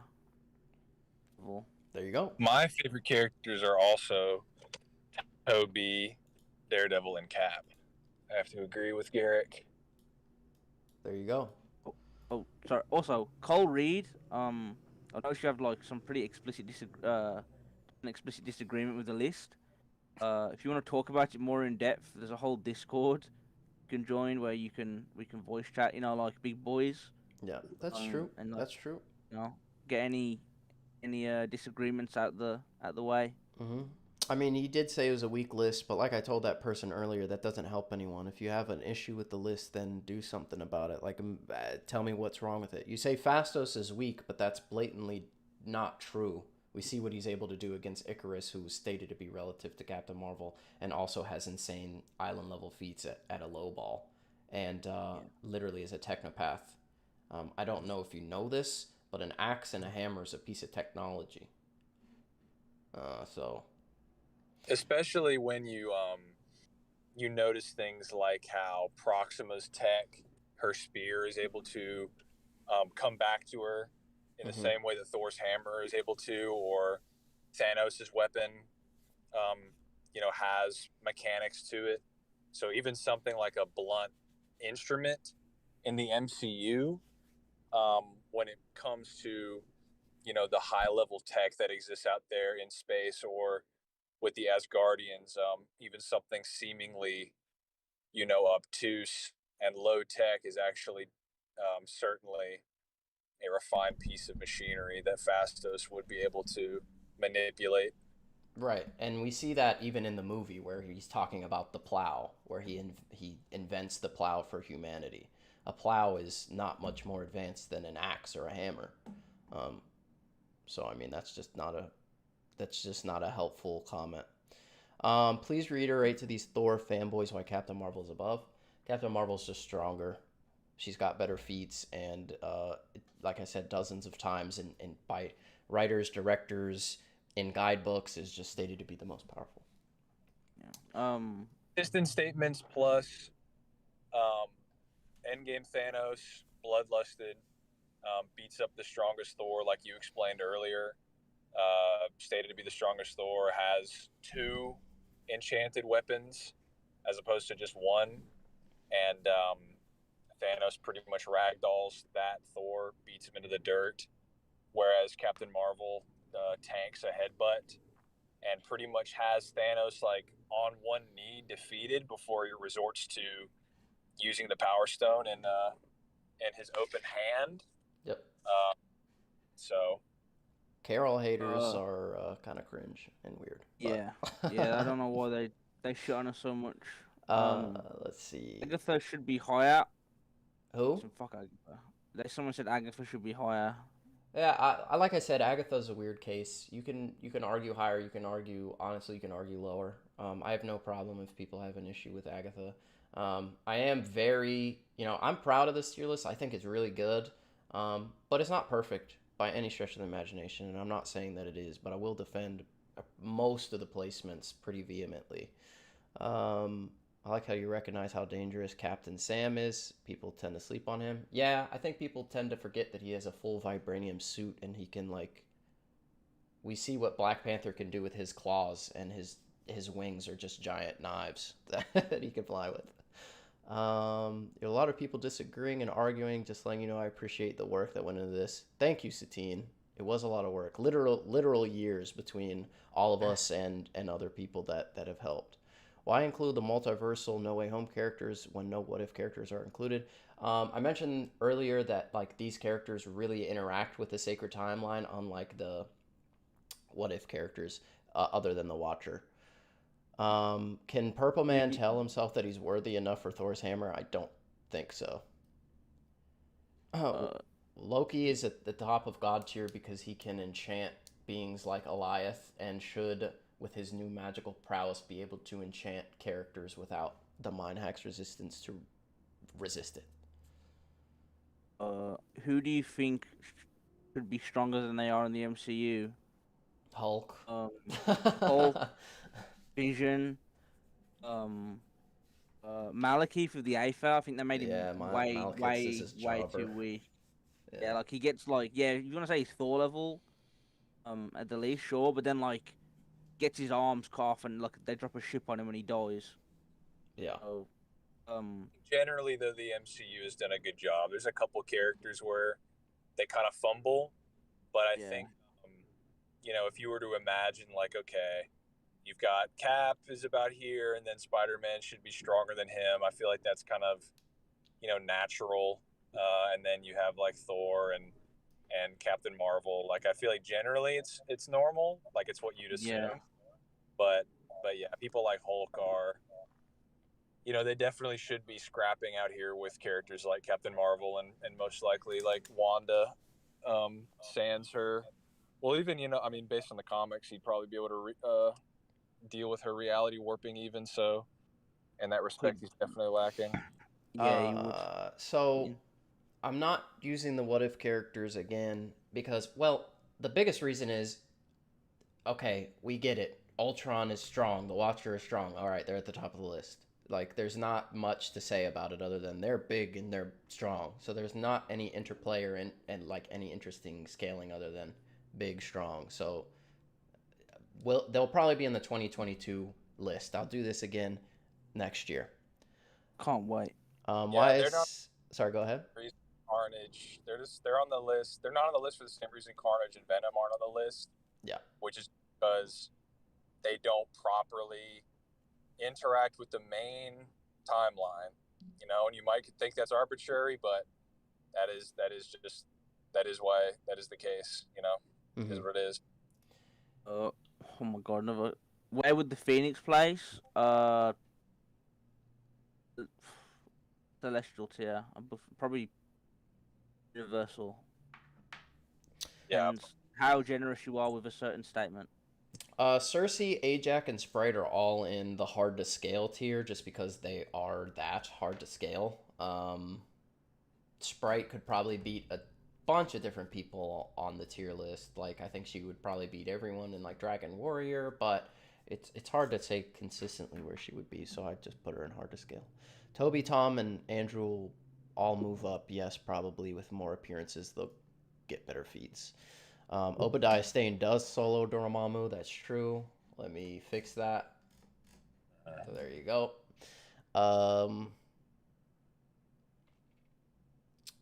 Thank you so much for making this list. The amount of time and thought and research is insane. Thank you, Klein Fawcett. We appreciate it. If Mysterio used actual magic, how high would he rank? Well, I don't know. He was gonna fight. Wasn't a variant of him with real magic gonna like fight Doctor Strange in the removed concept in No Way Home? That's cool. Yeah, there's something like that seemingly would have happened. But yep. I mean, you know, there's no way to say. We have no idea how good of a wizard it would be. Ooh, knowing him, probably like half-ass it, and you know. I did make a theory video prior to the movie coming out, like, does he use actual magic? But you know, that was just I don't think anyone anticipated that he actually did. DC Extended Universe tier list when? You guys let me know in the comments of this video. If this video does well, I guess I'll do a DCEU one, and that will probably, you know, be even more contentious than this one, just because I think a lot of people are going to be upset about it. But yeah. Asking about the Fox characters for the Fantastic Four. Silver Surfer shits on Infinity Gauntlet Thanos. Ironically, y'all can stay mad about that. In character, he literally uses subatomic matter manipulation as like a first resort for an attack. Has no one on the list has any resistance to that. At least Infinity Gauntlet Thanos and above. Life would just be too strong. And Fox Doctor Doom probably gets into Elite Avenger tier. He's definitely shits on high tier God and below because he's multi-continental. There you go. Surfer again, bare minimum stats. He's bare minimum multi-continental because Human Torch uses his supernova attack, which was going to destroy the Earth's atmosphere, on him, and it does literally nothing to him. And he also has a calc for like the holes he creates across the planet. There's a calc at planet level. Again, that beats, in terms of raw stats, beats pretty much everyone in high tier God. And I would argue as well, probably gets, depending on the scaling used for Odin, probably beats him. There, I would honestly say, gets to Doctor Strange before he starts like, struggling. That's just me. All right, I'm gonna answer this last question and then we'll stop because this has been going on forever. But do you think Thor has the potential to move up in the list when Love and Thunder comes out? Yes. every movie Thor shows up in, he gets exponentially more powerful. I don't think that's going to be changed in this upcoming movie. I think Valkyrie, I think Thor, I think Jane Foster, she's called Mighty Thor, I think, in this movie coming up. Maybe even Korg.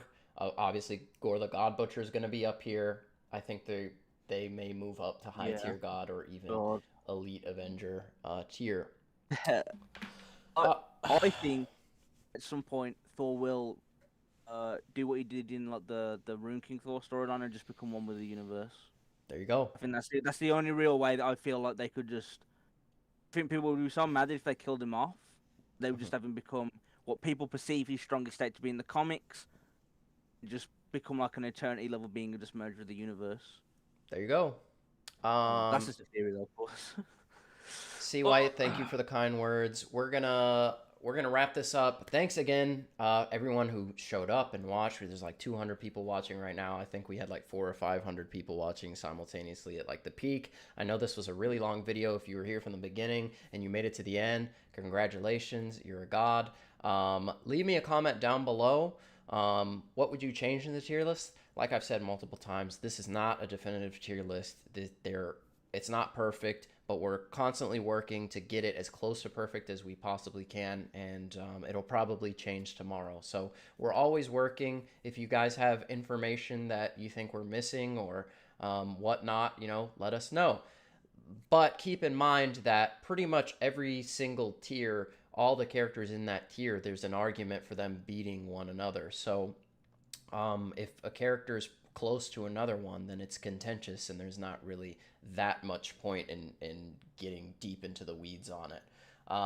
But again, thank you for watching, and if you made it this far, and thanks to Chad and Crisis for all they've done as well. Can I just say two more things? Two more things. Go ahead. Tim, I don't know how you say his name. Timis, the guy who keeps asking about why is Thor below Hulk in Ragnarok. I'm not going to explain it now, but if you join the Discord, I will. And the guy who asked, do you think one day will go any higher? 100%. In fact, a statement came out about like 2 hours ago. Someone sent it. The Marvel producer, Richie Palmer, on One Day Doctor Strange's team from Multiverse of Madness. They are arguably two the most, if not the most, powerful beings in the MCU. It was only a matter of time before we got them together, and we will do it in a pretty fun and unique way. So yes, both of them are going to be even more stupidly strong when the movie comes out, and Doctor Strange being will be a bigger player later on. So yes, they will go up. There you go. Again, thank you, Crisis and Chad, for showing up. I'll have both of your channels linked in the description. Definitely go and check them out, everyone. Stop hating on the Eternals. It's cringe. Stop hating on Captain Marvel. It's really, really cringe. And, it's, Loki's pretty cool. Yeah. Thank you for the millionth time, everyone who watched this. And it was a ton of work. And we'll be back next year, hopefully. And we'll redo the list for 2022, which should be a lot of fun. That's it. Goodbye. Nice. We like it. We like it. Peace.